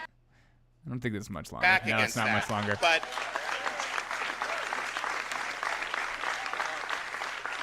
But honestly, even in spite of that, if none of that had happened, this is the right thing to do, just on the basis of those Zoom videos that you saw. He actually helped expose these Zoom videos. If you guys haven't seen these videos, you need to watch these videos. These are videos of very high up people in this corporation in Disney, and they're talking about their intentional agenda to inject sexuality in the programming that's provided to our youngest kids of my age, 5, 4, and 2. They want that as part of Disney programming. You know, that is just fundamentally wrong. And they have the freedom, I guess, to do what they want. But as a parent, I was very shaken by hearing that, because it's one thing to talk about legislation, and yes, they were wrong, yes, they did all that, but when you're talking about these acknowledgments and really the glee that these people had in these videos that they were going to get this stuff in, they were talking about concepts like pansexualism. I thought to myself, I don't know what that means, but I know I don't want my 5-year-old daughter to be taught it. I agree with that, but it's also a corporation. They can do whatever the frick they want to do. So, but it's like the taxation and all that stuff and them interjecting, so fighting back all you want. But if that's what Disney's new platform is, I think they should do it, because I think they'll fail. It's just like Netflix. I don't know if you watch the Netflix, even Disney stock, but Netflix's stock has dropped crazy amount. And of course, Netflix is blaming it on users sharing passwords. and some of their animation videos and stuff like that. They're not actually talking about, well, it might be because some of our content is crap nowadays and people don't want to listen to the stuff that we're putting out, like cuties. Like people saw cuties and went, you know what? This is basically child porn and I don't want to support this anymore. So I'm taking my subscription away. So it's like a corporation can be as freaking weird as they want to do. Like, I think it's wrong and I think it's terrible and it should be called out. But it's really what's going on with their taxation and their self-governance and them interjecting. So they should be fought back for that. And so it's really, really problematic that. And I'm okay with you to disagree with me, because that's what our podcast is. When a company had been so synonymous with parents of young children, to come out against the Parents' Rights Bill, but then to have those videos produced where they're doing that, and I'm just not comfortable having that type of agenda get special treatment in my state. I just can't do it. And so the bill here sets the marker that is going to go. Now, people will say they do have services, utilities. We're going to take care of all that. Don't worry. This is all, we have everything thought out. Don't let anyone tell you that somehow Disney's going to get a tax cut out of this. They're going to pay more taxes as a result of it. Which I think is hilarious that he says that, because that's such a left talking point of the fair share that they always talk about. Corporations needing to pay the fair share, and all of a sudden that's what DeSantis is pushing for, and all of a sudden people are like, that's not okay to talk about. Beep Beep says Netflix had Dear White People. How could they piss anyone off with those kind of shows? I know, exactly. I almost started watching that show, and then I couldn't take it anymore because I like to engage with culture like a psychopath. This speech is almost over. But I think that's where it gets good. It's just, we really need to get away from this type of treatment that was really unlike anything we've ever seen. And so, I thought it was appropriate. I would have, signed this bill 3 years ago if it had come to my desk just on basic principles. But I think that partnership that developed early on with Walt Disney, I don't think Walt would appreciate what's going on in this company right now. I'm sorry. And so I think it's appropriate to sign that here today. We also did sign the congressional. And can we just have an honest moment too? Like, if they get more pushback from conservatives and people in the Republican Party like this, they'll shut their mouth because they don't care about. They just care about their dollars. Like this idea that they're like woke or like so pro queer theory or whatever agenda that's being pushed down today, like CRT and stuff like that. They just want their money, and they're following the dollar signs and less outrage and less bad reviews on their Yelp page. They're afraid of the populist right. They're afraid of the populist right and the populist left. Populism is every political party seems to be afraid of that, except for the ones that are like talking about America First and stuff like that. Populism is on the rise because people are just tired of the lies that they've been constantly told, like fighting foreign wars that seem meaningless in the end, and giving aid to every country in the world while we have people dying on our streets, while we have Vietnam veterans who are dying on the streets, like we have drug overdoses, people just like homeless and drug addicts just dying on the streets, and we are more concerned with people in other countries. Fix your own backyard first before you can help another person. Congressional reapportionment in Tallahassee earlier today, so that's going to be transmitted. But these are the bills: the Stop Woke, which passed during the regular session, and then the theme park carve-out from our big tech bill, and the special districts bill. We're going to put our John Hancocks on all of those right now. You're going to put your what? All right. DeSantis putting his John Hancock on something. What is this? Oh my gosh. This video. All right. This video is fantastic. Why? Because it's a conversation that's people like Jen Psaki, especially Joe Biden, people CNN, MSNBC, whatever have you, do not want to talk about Hunter Biden laptop anymore. They don't want to talk about Hunter Biden, period. They see him as not something to dwell on, as Joe Biden calls him the smartest person I know, which is, as people mock it, it's like, it's cute, it's your dad. But I don't want to like mock it too much because that's just sad. But this is what should be talked about, is Hunter Biden's experience with his dad and whoever this business partner with, and his dealings across the United States and the world at large. That's what should be talked about. But we don't want to have that actual conversation. So here's Jen Psaki being asked about it today, actually, about the visitor logs showing 19 visits from Hunter Biden and his business partner while the president was vice president. Just 19. So, just a couple. On Hunter Biden, the New York Post is reporting, looking at White House visitor logs, there were 19 visits to the White House while the president was vice president by Hunter Biden's business partner, including one with the vice president. Can you help us understand why that business partner had access and what those meetings were about? I don't have any information on that. I'm happy to check and see if we have any more comment. And please don't ask me that again. God. Who is this son of a... God. That conversation, that's one of those things that I feel like is going to dwindle. It's just like Jeffrey Epstein. You don't hear anything about that? Ghislaine Maxwell's trial. Don't hear anything about that, do you? And that's how conspiracy theories grow. Speaking of conspiracy theories, here's Joe Biden today talking about President Macron of France winning, saying he made a phone call, but the guy didn't pick up. Well, feel good about the French election, number one. Number two, I tried to talk to him last night. We spoke with the staff, but he was at the Eiffel Tower having a good time. So I'm going to be talking to him today. French president doesn't pick up the phone for Joe Biden. See, that's how it's done. That's how you create an entire narrative based on one statement. Isn't that fun? But also, he didn't pick up. And would you? Would you want a phone call from Joe Biden after you just won an election? Hey, man, from Macron, congratulations, my dude. Like, that conversation's gotta be so boring. Plus, he's probably in bed by then. Just my thoughts on that. Okay, speaking of, teachers. Teachers are not done fighting back against Putin apologists like Ron DeSantis. Here we go.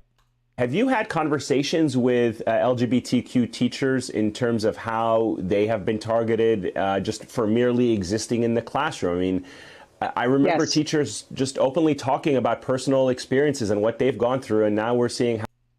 I don't. I remember as a kid, my teachers not talking about their personal life ever. In fact, I remember as a kid when I would see a teacher in public and my thought was, ew, you're like a real person. Sick. Or like, I never had teachers that talked about their personal life growing up. This is a new phenomenon of like this whole like me vibe of they need to know who I am in order to trust me. Maybe. But also maybe you could just build some respect. But this is the AFT president talking about it. These attacks or these, they call it attacks, but it's just somebody uploading videos online of videos that they uploaded themselves. So how do you call that attack? People attack me all the time then, if that's the argument we're going to use. How by merely existing, they have been targeted and smeared as a danger to their students. So, obviously, I've talked to several gay teachers who are members of our union to just, be their backstop.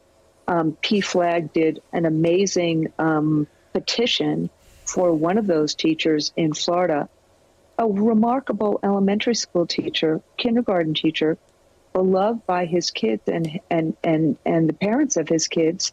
And he was immediately terrorized after the bill was passed and signed by DeSantis because he's gay. we have to let gay kids and gay teachers, frankly, we have to let everyone talk about their lived experience. That's part of how you build relationships. That's part of how you unite people. That's part of how you save a democracy. Have you had... What? He was terrorized because he was gay? What does that have anything to do with the bill? You can still be gay and a teacher in Florida. That has nothing to do with the bill. It doesn't mean you can go around and talk about your sexuality with everyone. What? It's just... And this idea that the only way to build rapport is for me to tell you about me. No. The best way to build rapport with anyone in the world, and you can take this with a grain of salt because I'm saying it, but also take it as authoritative because I'm an expert. The best way to build rapport with someone else is to ask them questions about themselves. So if you come on my podcast, I'm not going to talk about me because nobody wants to hear about me and I don't want to hear about me. But if you come on my podcast, I want to know about you. And doing that builds rapport because it shows that I have an interest in who you are as a human being and your message. It's just like some of these people that have like podcasts or just like even news sites where they come on their podcast and they're like, and they end up talking about themselves the whole time. Like, what are you doing? I don't want to hear about you anymore. I've heard your story a million times. But again, I worked in education. I've said this a million times. And the best way to build rapport with a kid is to ask that kid about himself or herself. It's not for me to go, guess what, guys? Guess what I did this weekend? They're like, we don't care. And again, what a dumb way to argue about it too. It has nothing to do with like gay teachers, trans, lesbian. It has everything to do with those teachers having conversations about sexuality with kids who are in freaking kindergarten. Shouldn't be talking about sex with kindergartens, period. I don't care about straight sex. That shouldn't be happening. It's like, well, when you grew up, you saw Disney Channel shows that had, people like a man and a woman. I'm like, yeah, I didn't watch them freaking doing it in the cartoons. I never saw that happening. I did see in The Lion King them rolling around, though. I just hate these dumb arguments that I'm probably a part of. Did we talk about the kids more? I kind of want to hear. We'll save the best for last. We went to this video I want to watch. We went to an anti-vax Burning Man. God. Beep Beep says Florida has a problem with gay people. So does San Francisco. Yeah. Florida is like so anti-gay. It's like every time I've been to Miami, I don't think that's the case at all. But here's The View reacting to Florida's revoke on Disney's special tax exemption. And why do I watch them? People always ask me, who watches this stupid show? Me. I watch this stupid show because I think it's funnier than SNL. That's why I watch the show. Because it's so silly, it makes me laugh harder than anything the corporate media can put together to make people laugh. Period. These people are so off their rockers that I have to have a conversation. Plus, the fact that they call it The View. This is the view to have. I am The View. Like, it's so funny. They're just, and they need to be talked about because there are people in the world that actually believe this stuff. They aren't just weird fringe people. I know a lot of people that will spew the same talking points as these people in the world. I'm enjoying the sound. I hope it pops in my mics. But here's Joe Behar talking about Ron DeSantis. Ron DeSantis is punishing our parent company, Disney. Punishing our parent company. He's slapping him silly like Will Smith and Chris Rock. For speaking out against his so-called Don't Say Gay law. He revoked Disney's special status that could cost Florida taxpayers $2 billion. This goes against the GOP's brand of being business friendly. Now, can he win this culture war? Because he's taking on the mouse, and the mouse is bigger than Ron DeSantis. Oh, burn! You ain't got nothing on her. What say you? Well, there's a difference between being a mouse and a rat, but we can go into that later. Look, Another burn, double burn.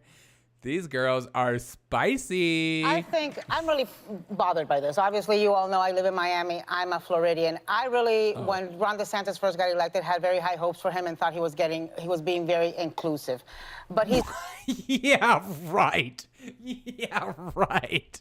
I'm gonna give him a fair shot. Yeah, right. He's now running for re-election, and he's running for president in 2024, should Trump not run, and he's trying to position himself with the base. So we... Did she just announce that DeSantis is running for president? Does DeSantis even know that he's running? The View says so. We had an entire legislative session in Florida focused on manufactured cultured wars. And so I don't understand, though, how you can call yourself a pro-business, pro-freedom of speech, small government, against canceling conservative, if you want to cancel one of the major corporations in Florida for freely speaking their mind in protection of their employees. And it's not right, because it's more populist, but continue. not like Disney went on an all-out war against this bill. Yeah, they did. And they put a lot of money against it. But yeah, we'll continue to have that thought process. The CEO made a few statements. They weren't running ads. This was minimal. Just a couple statements. Hey, just a couple statements like, hey, that DeSantis bill that don't say gay, that needs to be stopped. That all hands on deck needs to happen. Just a couple of statements. And he's, this war against Disney, and it's against Disney. The law was crafted in a way, taking away the special tax status, where it only affects Disney and about 4 other special taxing districts. There are 1,844 special taxing districts in Florida. And so it was to penalize and take revenge against Disney for having dared cross a pet legislative cause of theirs, and that is wrong. It's anti-American. It's what happens in Venezuela. It's what happens in Nicaragua. It does not happen in the United States. Yes. And now do Chick-fil-A and Hobby Lobby and Major League Baseball. Oh, that's different because they're doing it against hateful stuff, so it's different. But I can explain why it's happening. It's because Oh, yes. Here's our pompous correspondent. Let me explain what's happening because you guys don't get it. Tree is on the ballot when it comes to Ron DeSantis, right? I mean, that's what this is about. It's not anti-Disney. It's anti-black. It's anti-gay. What? See, this is why I watch this. I haven't laughed as hard at SNL than I have at The View. The bill is anti-black. What the frick is going on? What the frick? These people need to be stopped. No. In fact, I want the show to keep going forever. It's so good. It's anti-black. You have to be off your rocker to actually believe that. Seriously. I worry about these people. Sometimes I listen to these people, I'm like, do you really believe what you believe? I don't think you do. Not anti-Disney, it's anti-black, it's anti-gay, it's anti-LGBTQ plus community, and for some reason... Oh, is gay not an LGBTQ plus community? Is that a faux pas? Should she be canceled? Yes, cancel her. Then the Republican base responds to it. It's anti-woke, and woke, what that really means... Anti-woke? Wait, let's do that again. We can make a song about that. It's what? Republican base responds to it. It's anti-woke. Woke? And woke, what that really means when you look it up in the dictionary, it's an awareness of social justice. It's an awareness of...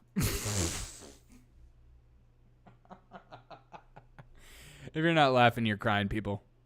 Of marginalized communities. It's an awareness. And for some reason, Ron DeSantis and his Republican base, they don't want people to know that there are social injustices going on. Amber? Yeah, that's what it is.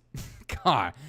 Talk about taking a narrative and just running with it. Run wild, girl. Say whatever you want. Just feel whatever you feel. Say whatever you want. And just go to town. This bill is anti-black. What the frick? They don't want those people to be protected. And shameful. It is. Don't you laugh how people like her just like throw herself in everything? It's like me. Actually, the Florida bill is anti-ginger, and I have a problem with that. Okay? And I'm going to include myself because I'm a victim too. Okay? We're about to have a victim off. So shameful that they don't want our children to know about social injustice. And that's what this is about. What's so smart about it. I think it was a genius freaking move. Oh, God. Here's a comedian talking. I love Amber Comedian Ruffin. All you have to do is create a boogeyman and then say, I'm going to protect you from the boogeyman. It was black people, it's LGBT. Trump could be added in that. It's the don't say gay. It's whatever is on the menu. Like if I were to say your mailman is gonna kill you. Yeah. Only I can protect you from your mail. You'd be like, my goodness, this man comes to my house every day. Somebody save me, and that's what they're doing. That's what they're right. I have a male woman. Okay, not all men are male men. Okay, it's 2022. Amber Ruffin. Piling up their base with anger, and if you're angry, we're angry. But we need to hit upon it because it's politicizing fear. Yeah, when it's also going to. Oh my gosh, politicizing fear. It's like, do you guys hear what you're saying? Like, this is literally your show, and you're doing it right now. But yeah, you're right. Cost the constituents because it's going to be about a 20 to 25% increase in their property taxes. So when you look at the fact that the reason government becomes local is people need to know how it's affecting their day to day. We're having the worst inflation in 40 years. People aren't able to put food or buy groceries right now. And you're going to hit them with a tax because you sign a bill that won't affect you. Like, I think I don't know how this comes back to hurt him if it does. They got so quiet when she started talking about inflation. They're like, what are you doing? Well, we're talking about DeSantis. What are you doing right now? At all, because this is a national move. This was running for president. Because when it comes to his constituents in his state, this is going to hurt them. Disney is one of the biggest employers. It employs 80,000 people in Florida. This tax. That's how many people vote for DeSantis. Well, gosh, she is on a roll tonight. She is hilarious. But I think he won by 32,000. She's like, did you hear what I said? That was freaking funny. That's freaking gold, bro. Not even, yeah. Well, and Disney was responding to employees. The governor was responding to a national messaging campaign, and his own constituents are going to get hurt as a result. But he's also sending a very chilling message to every business operator in Florida. If you cross us, we are coming for you.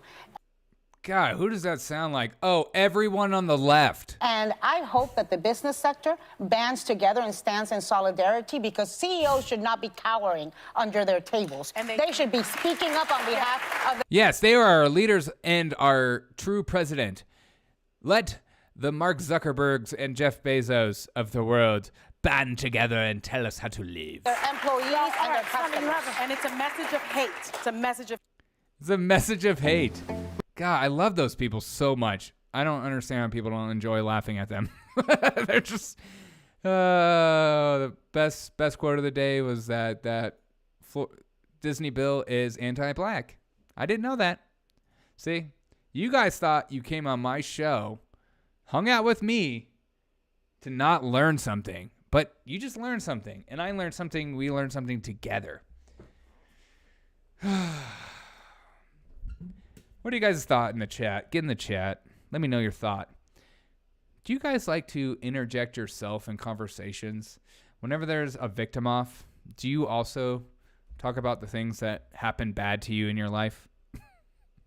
Do you feel the need and necessary push to do that? I am seeing that more with people in my generation, particularly younger, or people feel the need to talk about their trauma out in the open, out of nowhere, like real terrible trauma. And it's almost like you're like, you should probably see a counselor or a psychiatrist about that. You should probably talk to them about that and not on social media right now. I've seen TikTok after TikTok after TikTok of people just like talking about their deepest and darkest secrets. I don't think it's healthy at all. There's nothing wrong with talking about your trauma and victimhood. Like, it's just the context is important. It just seems you don't want to look like a narcissist that celebrates your deepest and darkest secrets. You want to talk to somebody that can help you through that. not put it on TikTok, and then TikTok decides to put that everywhere and people make fun of you for it. So it's not healthy. But yeah, let me know your thoughts on that one. I wouldn't believe them if they are that open in such a thing. Yeah, see, that's what I'm saying. It's like when people are just like so open to talk about something like real trauma, there's like a healthy way of doing it, and there's just like a way that seems like you're happy that happened to you, or like you never actually experienced real trauma. You actually love it, or like, oh, finally now people can go to my social media page because I went through real trauma in my life. Like, that's like the minute you want to start promoting it on a platform, or like it's almost like so corporate. It's like very corporation minded, where it's like, this is what happened to us. Will you donate here? Support me here. Support my GoFundMe here. I don't know.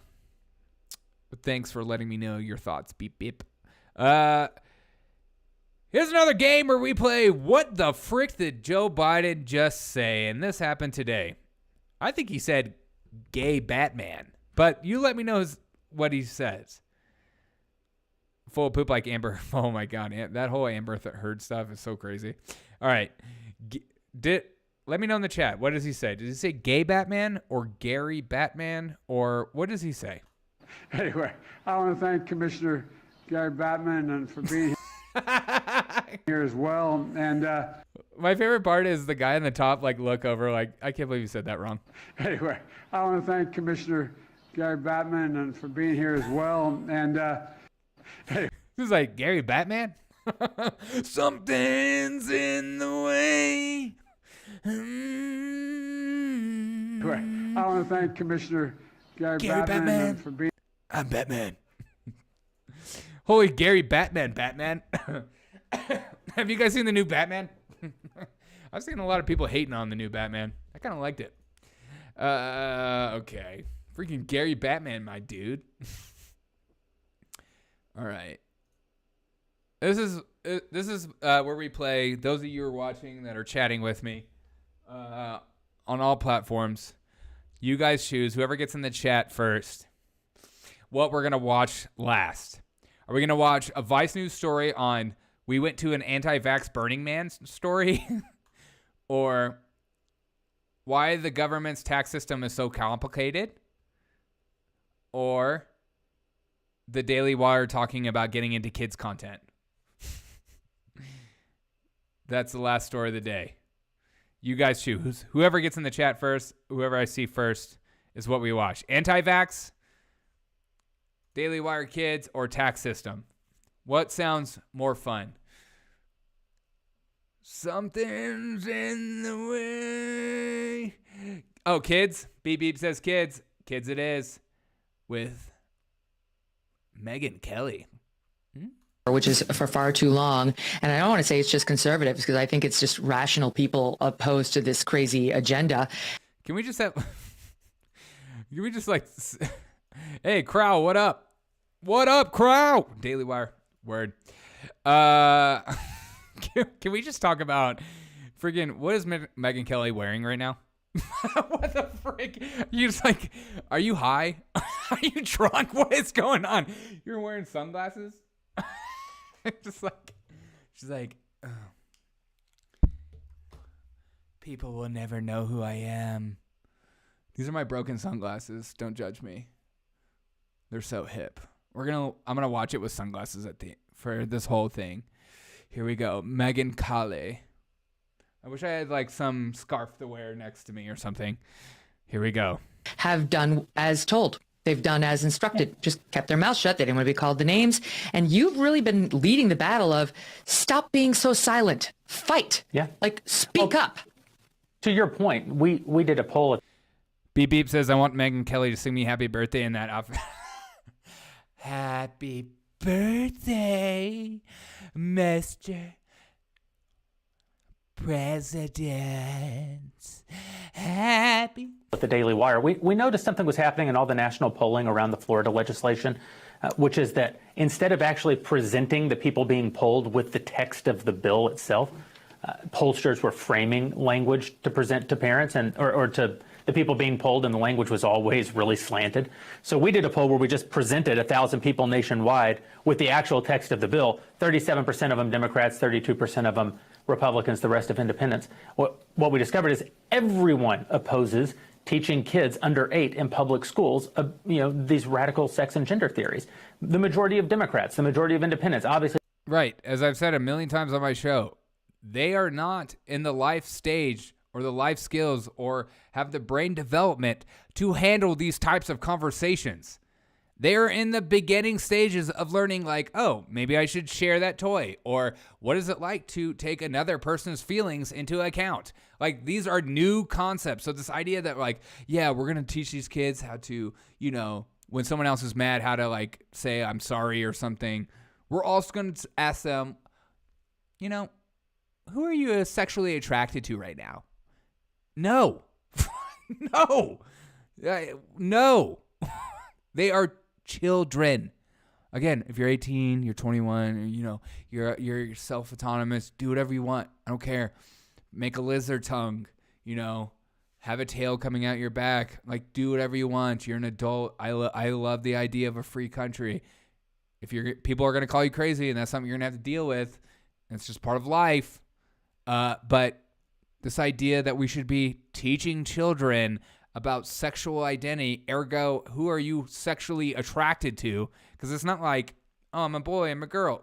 It also includes, are you attracted to boys? Are you attracted to girls? Are you attracted to non-binary? Are you attracted to transgender? Like, that conversation shouldn't happen in school, period. To the majority of Republicans. So, of course, it's not actually partisan where the average American is concerned. It's partisan only in the sense that the parties have, the sort of radical elements in particular in the Democrat Party sort of drive the ship at the moment. But almost everyone agrees that kids don't need to be subjected to this kind of stuff. And that's why I think the Daily Wire has a lot of success right now when we do fight back against these kinds of ideas, because I love what they're doing, though. I'm just going to inject out so that I just started helping pay for Daily Wire just because I want to support this idea of pushing for content. It's like you got to put your money where your mouth is. Like, if you like content creators, if you like my show, if you like whatever, support them so they continue to grow and get bigger, because without your support, they're just going to die. So if you support Daily Wire and you support their kids' content, throw them a couple bucks or be a part of their club or whatever. It's important for more conservatives, more people on the right, more logical thinking people in the middle, populists, whatever, that are not part of the establishment, the people that, have all the power, have all the money. It's important for you to be able to vote with your dollars, because that's the only way change happens. This idea that, like, I just leave me alone mentality that a lot of conservatives that I grew up around of just like, just leave me alone. I just want to be by myself and put my head in the sand, and I just don't want to engage. That has gone away. You can't do that anymore because they're so aggressive in their tactics. They're so Marxist in their ideology that you have to fight it. You can't just be like, they're just crazy. You can't do that anymore. It was just like when the whole freedom of speech stuff started happening early on, or like counseling people, and you saw them going after comedians constantly. And a lot of comedians would say, oh, these are just crazy college kids. These are just college kids. Well, those college kids grew up, and guess what happened? They started pushing it on platforms and getting rid of people and doxing people and ruining their businesses through like Yelp reviews and stuff like that, whatever means possible, because they see that if they can get rid of you in society, it makes their utopia ever so close. Because Sorry yes, for the of rants. Of course, conservatives really support what we're doing. But I think a lot of people are offended by what's happening in the country, particularly where kids are concerned. I think a lot of people, feel betrayed by companies like Disney, who were a major part of their childhood, probably their parents' childhood, and they always imagined would be an important part of their own children's childhood. And when you hear that, no, they've gone all in now on inculcating radical sex and gender theory into incredibly small children, queer theory, that's just too much for people. Yeah. Oh, I mean, I love it because people are like, they aren't teaching, they're teaching tolerance, or on the critical race theory, they're only teaching history. And I, having lived this, firsthand with my own children, say, okay, whatever you can call, I don't care what you call it. You can call it whatever you want. We'll use whatever terms you want.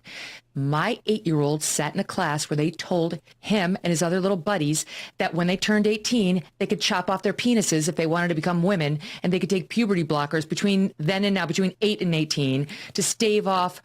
Oh, that's freaking nuts. I don't understand how anyone is for that. I mean, you have to be in such a weird psychosis to be like, oh yeah, I think people under 18 should be able to chop off their genitals because they feel a certain way. That is like so crazy. Even hormones in general. It's just like, we don't have any evidence of what that's going to look like, but you're not going to allow a 5th grade girl to get a boob job, right? Because that would be insane. Or like, butt implants. Like you just, or like Botox. You're not going to do that.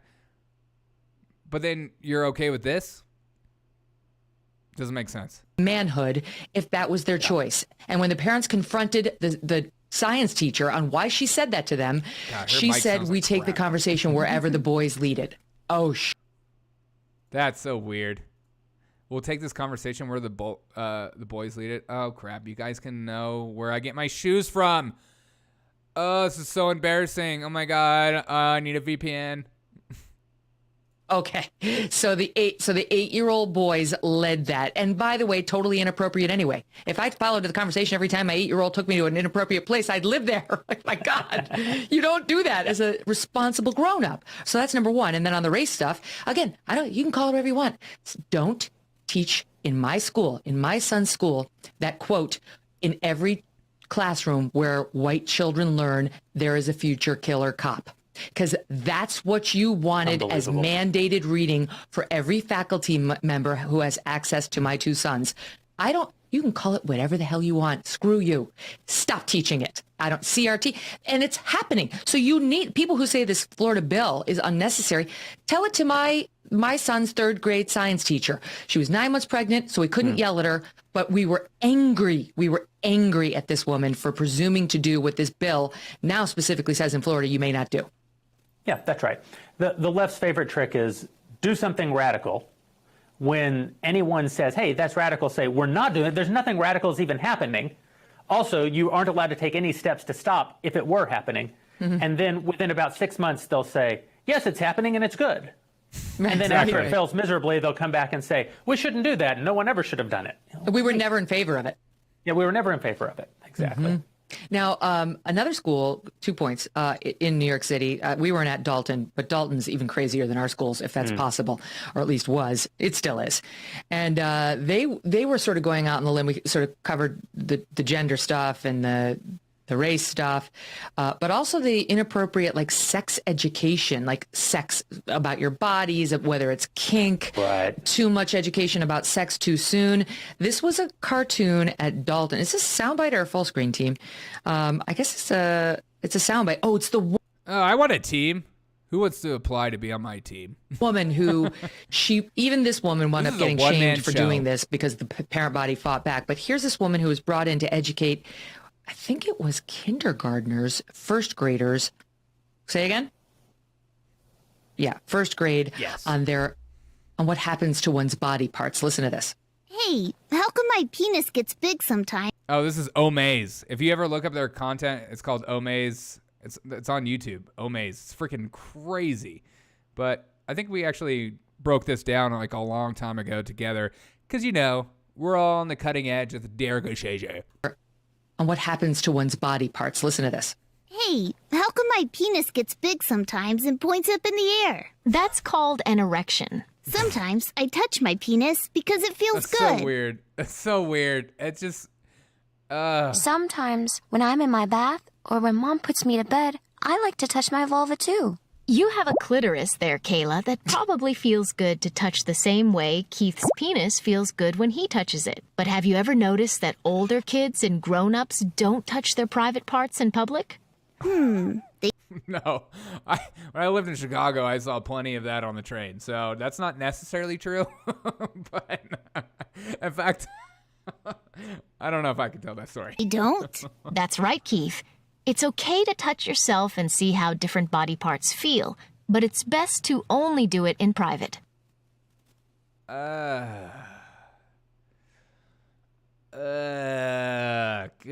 it's so. Hey kids, like, share, subscribe. God. Oh my God. This woman came in and she showed that video to a bunch of first graders. That's crazy. Well, you hear about this camp that's happening in Indianapolis where they're teaching 3rd through 5th graders how to use a condom.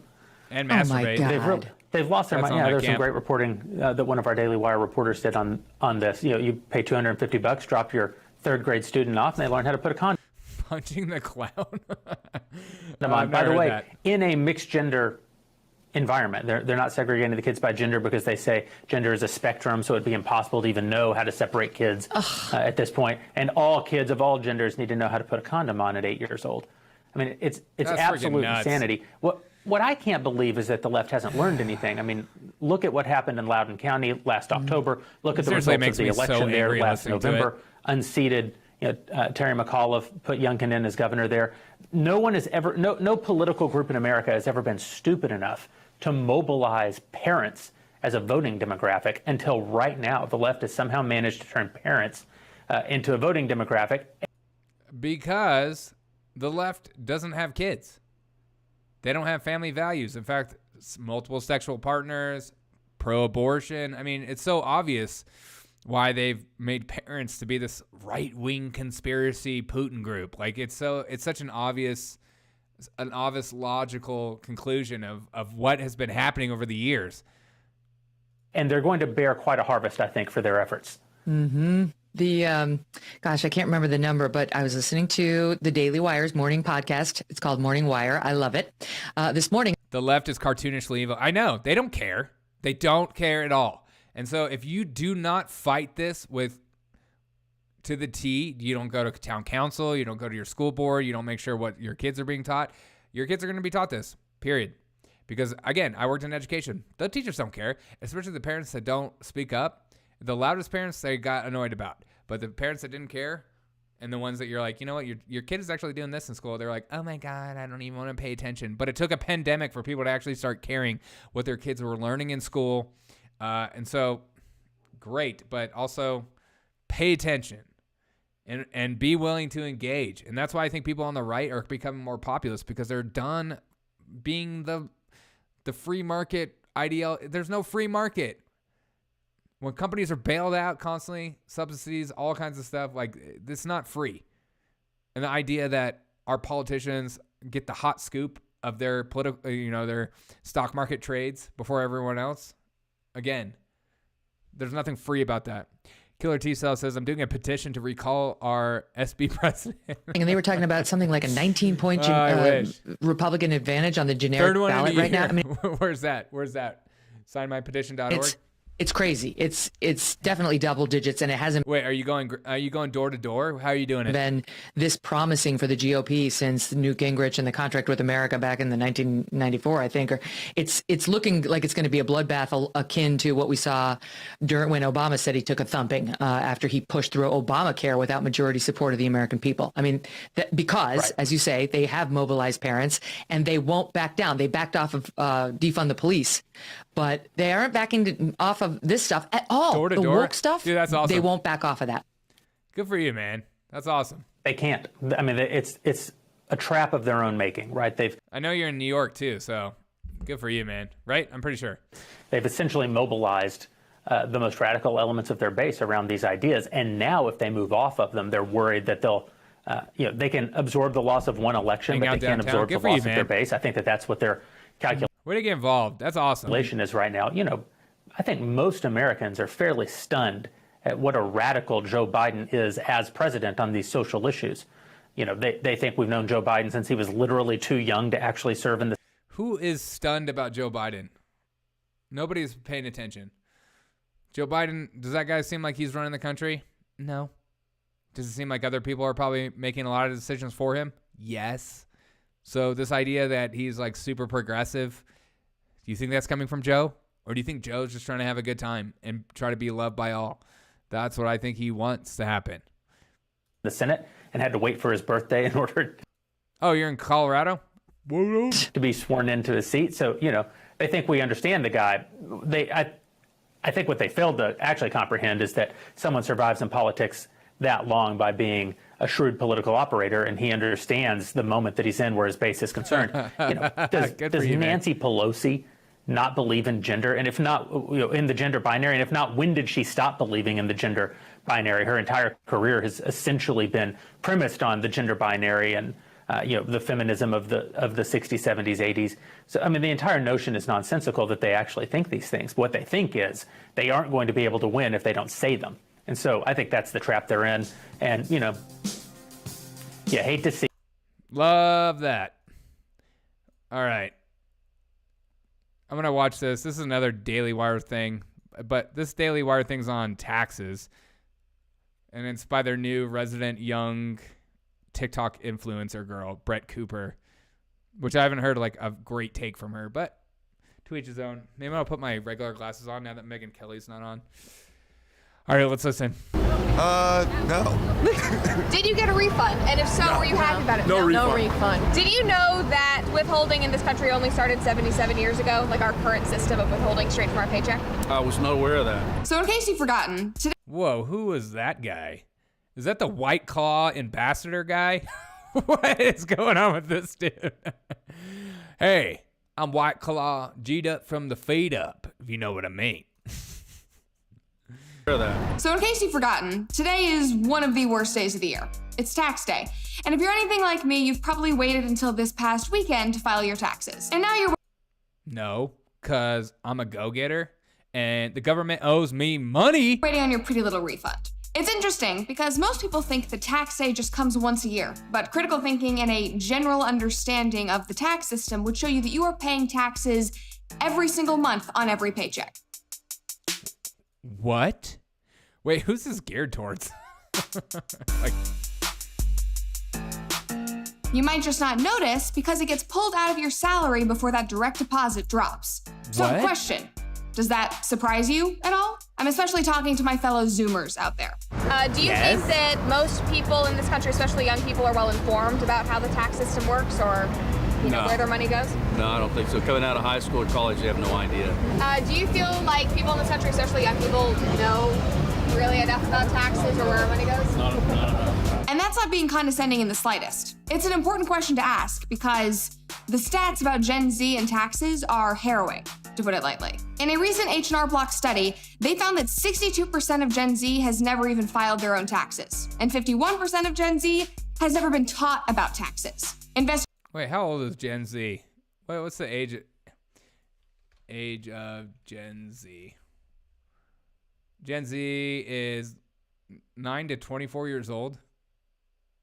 I think I filed my first tax return in like 22 years old. Or 23. I can't remember. I definitely had help. I mean, could you imagine not having TurboTax? Investopedia conducted a financial literacy study and found that Gen Z overwhelmingly lacks confidence in any financial knowledge, which is probably because schools are too busy teaching political ideologies rather than tangible life skills. We do have a flag in the class that you can pledge your allegiance to. And he like looks around, he goes, oh, that one? And while I like to think that I'm probably a little more knowledgeable about taxes than the rest of my peers, because shout out to my mom for radicalizing me at a young age, I still fall into this age bracket that has never known anything other than our current system of tax withholding, which, contrary to popular belief, is a new phenomenon. Until now, what was your understanding of like the history of taxes, like how long it's been in existence? No idea. Most people, they're born into it and assume it's always been here. Diving into the history of taxation in this country helps illuminate exactly how we got to where we are. Wars have always been the most important occasions for the introduction of new taxation and laws that many would consider government overreach. During and after a war, government needs to increase their revenue to be able to fund the effort. That's where income tax and withholding comes in. In the year 1913, the 16th Amendment was passed, which was primarily backed by the Socialist, Populist, and Democratic parties, and it gave Congress the power to tax individual citizens' incomes. For decades following this, individuals who had to pay taxes on their income would pay it the next year in quarterly installments. They had to physically write a check and send it to the government. But I love that they're doing more videos like this for people that are young that don't understand, like, oh yeah, why do I pay taxes? And why should I? 1940, this all changed as the government geared up for World War II. Federal spending ballooned from $9 billion to $98 billion in less than 5 years. And obviously, taxpayers had to bear the burden. But the current tax system just wasn't effective enough. The government soon realized that trying to collect that much money from the American public wouldn't be possible unless they developed a system to collect the money as the income was being earned. So began the process of taking money from our income directly from our paychecks for federal spending. This withholding system has stayed in place Except for if you're Disney. ever since its birth in 1943, even though the war that started it ended 77 years ago. The US Treasury itself even admitted on its website that wartime withholding not only greatly eased the collection of the tax, but also greatly reduced the taxpayers' awareness of how much tax was being collected, meaning that it reduced transparency with the American public. It's the same for all mandates, all wartime scenarios, all, you saw that during COVID, people freely gave their freedoms away because they were worried about their safety. That's why wartime scenario, you're like, I don't know, we're being attacked by you fill in the blank. I'll give more money because I don't know what else to do. Buy Bitcoin and don't sell to the filth. Yeah. Friedrich Hayek, arguably one of the most important Austrian free market economists, once said, "Emergencies have always been the pretext on which the safeguards of individual liberty have been eroded. And once they are suspended, it is not difficult for anyone who has assumed these emergency powers to see to it that the emergency will persist." This is exactly what happened with our modern pay-as-you-go withholding tax system. It was created to fund World War II, but once the crisis was over, the government opted to not relinquish its power. Shocker. Now, 77 years later, we still have the same system, and it's only gotten worse. Other examples of this include selective service, the Patriot Act, any reactionary gun control. Oh, the Patriot Act. I just got so triggered by that just now. God, freaking George Bush. And literally everything that has happened during the last 2 years of COVID-19. If the government has the opportunity to expand their reach, they will take it. Exactly. Especially if it means they get to dip their hands deeper into the pockets of American taxpayers. Now, clearly, I was not around for World War II. My parents weren't even alive then. We are now almost 6 generations away from the crisis. And as each generation enters the workforce, we become more and more accustomed and numb to this system of blind theft. The Fed will shut down Bitcoin, though. They're not going to let the Fed coin fail. You know what, DEFCON? I'm in the camp that thinks the Fed is invested in Bitcoin and they want Bitcoin to be the Fed coin. I'm hearing more about the Federal Reserve, like the Fed getting Bitcoin mining going, also investing in it as well. And so I think Bitcoin is the Fed coin future. I mean, maybe it's just me, but I don't know. I don't understand why they would be so invested in Bitcoin mining if they weren't pushing for more Bitcoin to, because it's like the perfect storm. You have all these people like myself who are like in Bitcoin or like thinking it's against the government, but in turn it's always been for the government. Like, I don't know. Maybe that's just a conspiracy theory that I went down a deep dive the other day about that whole stuff. And I kind of came to the conclusion, I feel like they have the capacity to use Bitcoin for their advantage. Yeah, the Fed coin is a possibility too, but you got to have people to buy into that. I don't know. I don't know if they're going to stop Bitcoin. I know they're going to regulate the crap out of it. And they're pushing for more taxes and stuff like that for it. And it is traceable. So, but it's the fact that you can't inflate it is what's so great about it. For example, in 2019, the Pacific Research Institute did a study and found that 64% of Gen Z would vote for a socialist candidate. So how did we get here?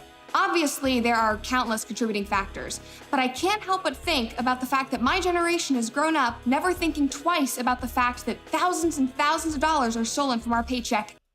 No, Gen Z millennials are still sold on the idea of utopia, and they think that the only way for utopia is through a socialist regime or somebody like Bernie Sanders. That's the only way for you and I to finally feel safe and whole. Every single month. We're conditioned to blindly hand over our money to the government, believing that they have our best interests at heart, which, newsflash, they don't. It is a terrible mistake to ever... I'm not invested at all myself, don't understand it at all. Bitcoin, it can be overcomplicated, but there's a certain amount, and the more people that buy into it, the more it goes up. And the more people take their money out, the farther it goes down. They can't censor it, and foreign oligarchs need real money too. You can't stop transactions. Exactly. The best is not to be a part of place like Coinbase. Don't use them. I forget what's the best app. Unless you're trading, that's a whole different ball game. Ever look at policies and practices based on what the government intends to do. We have to look at their results. And the results are a hyperinflated, in-debt economy and a society that is mindlessly funding its broken systems. So the next time you hear that little ding that says that your direct deposit has arrived in your account, take the extra 5 minutes to go look and see how much the government took before you even saw it. I love this is even a video. Good for the Daily Wire having like a young hip girl talk about taxes.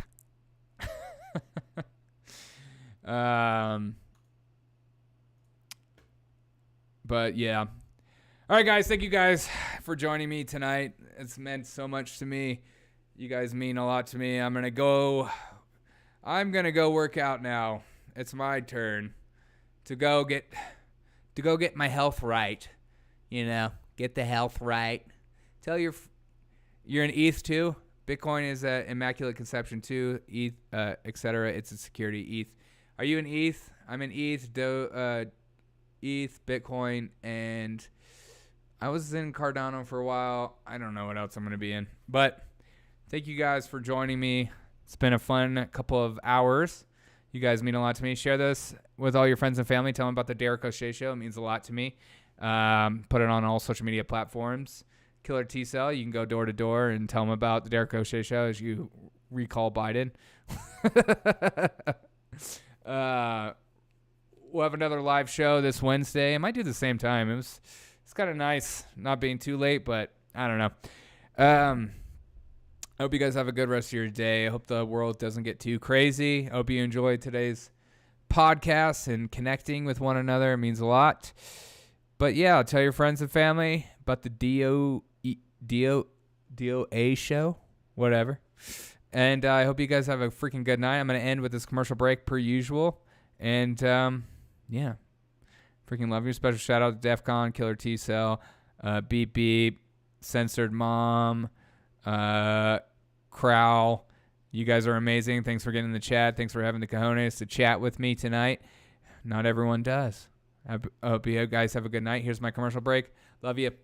Bye. My fellow Americhans, it's me, Joe Byron. Make sure to support Derek O'Shea by going to buymeacoffee.com/Derek O'Shea. Easily one of my least favorite YouTubers of all time. And all you have to do is go down here, buy him a coffee, support his show, or even join as a member. $3 a month, that's all it costs. And you could be a big time supporter of his show. He's a good guy, but he's a piece of crap, and I hate him for that. I hope you have a great day, and as always, let's go get ice cream, and I need to get my sniff on.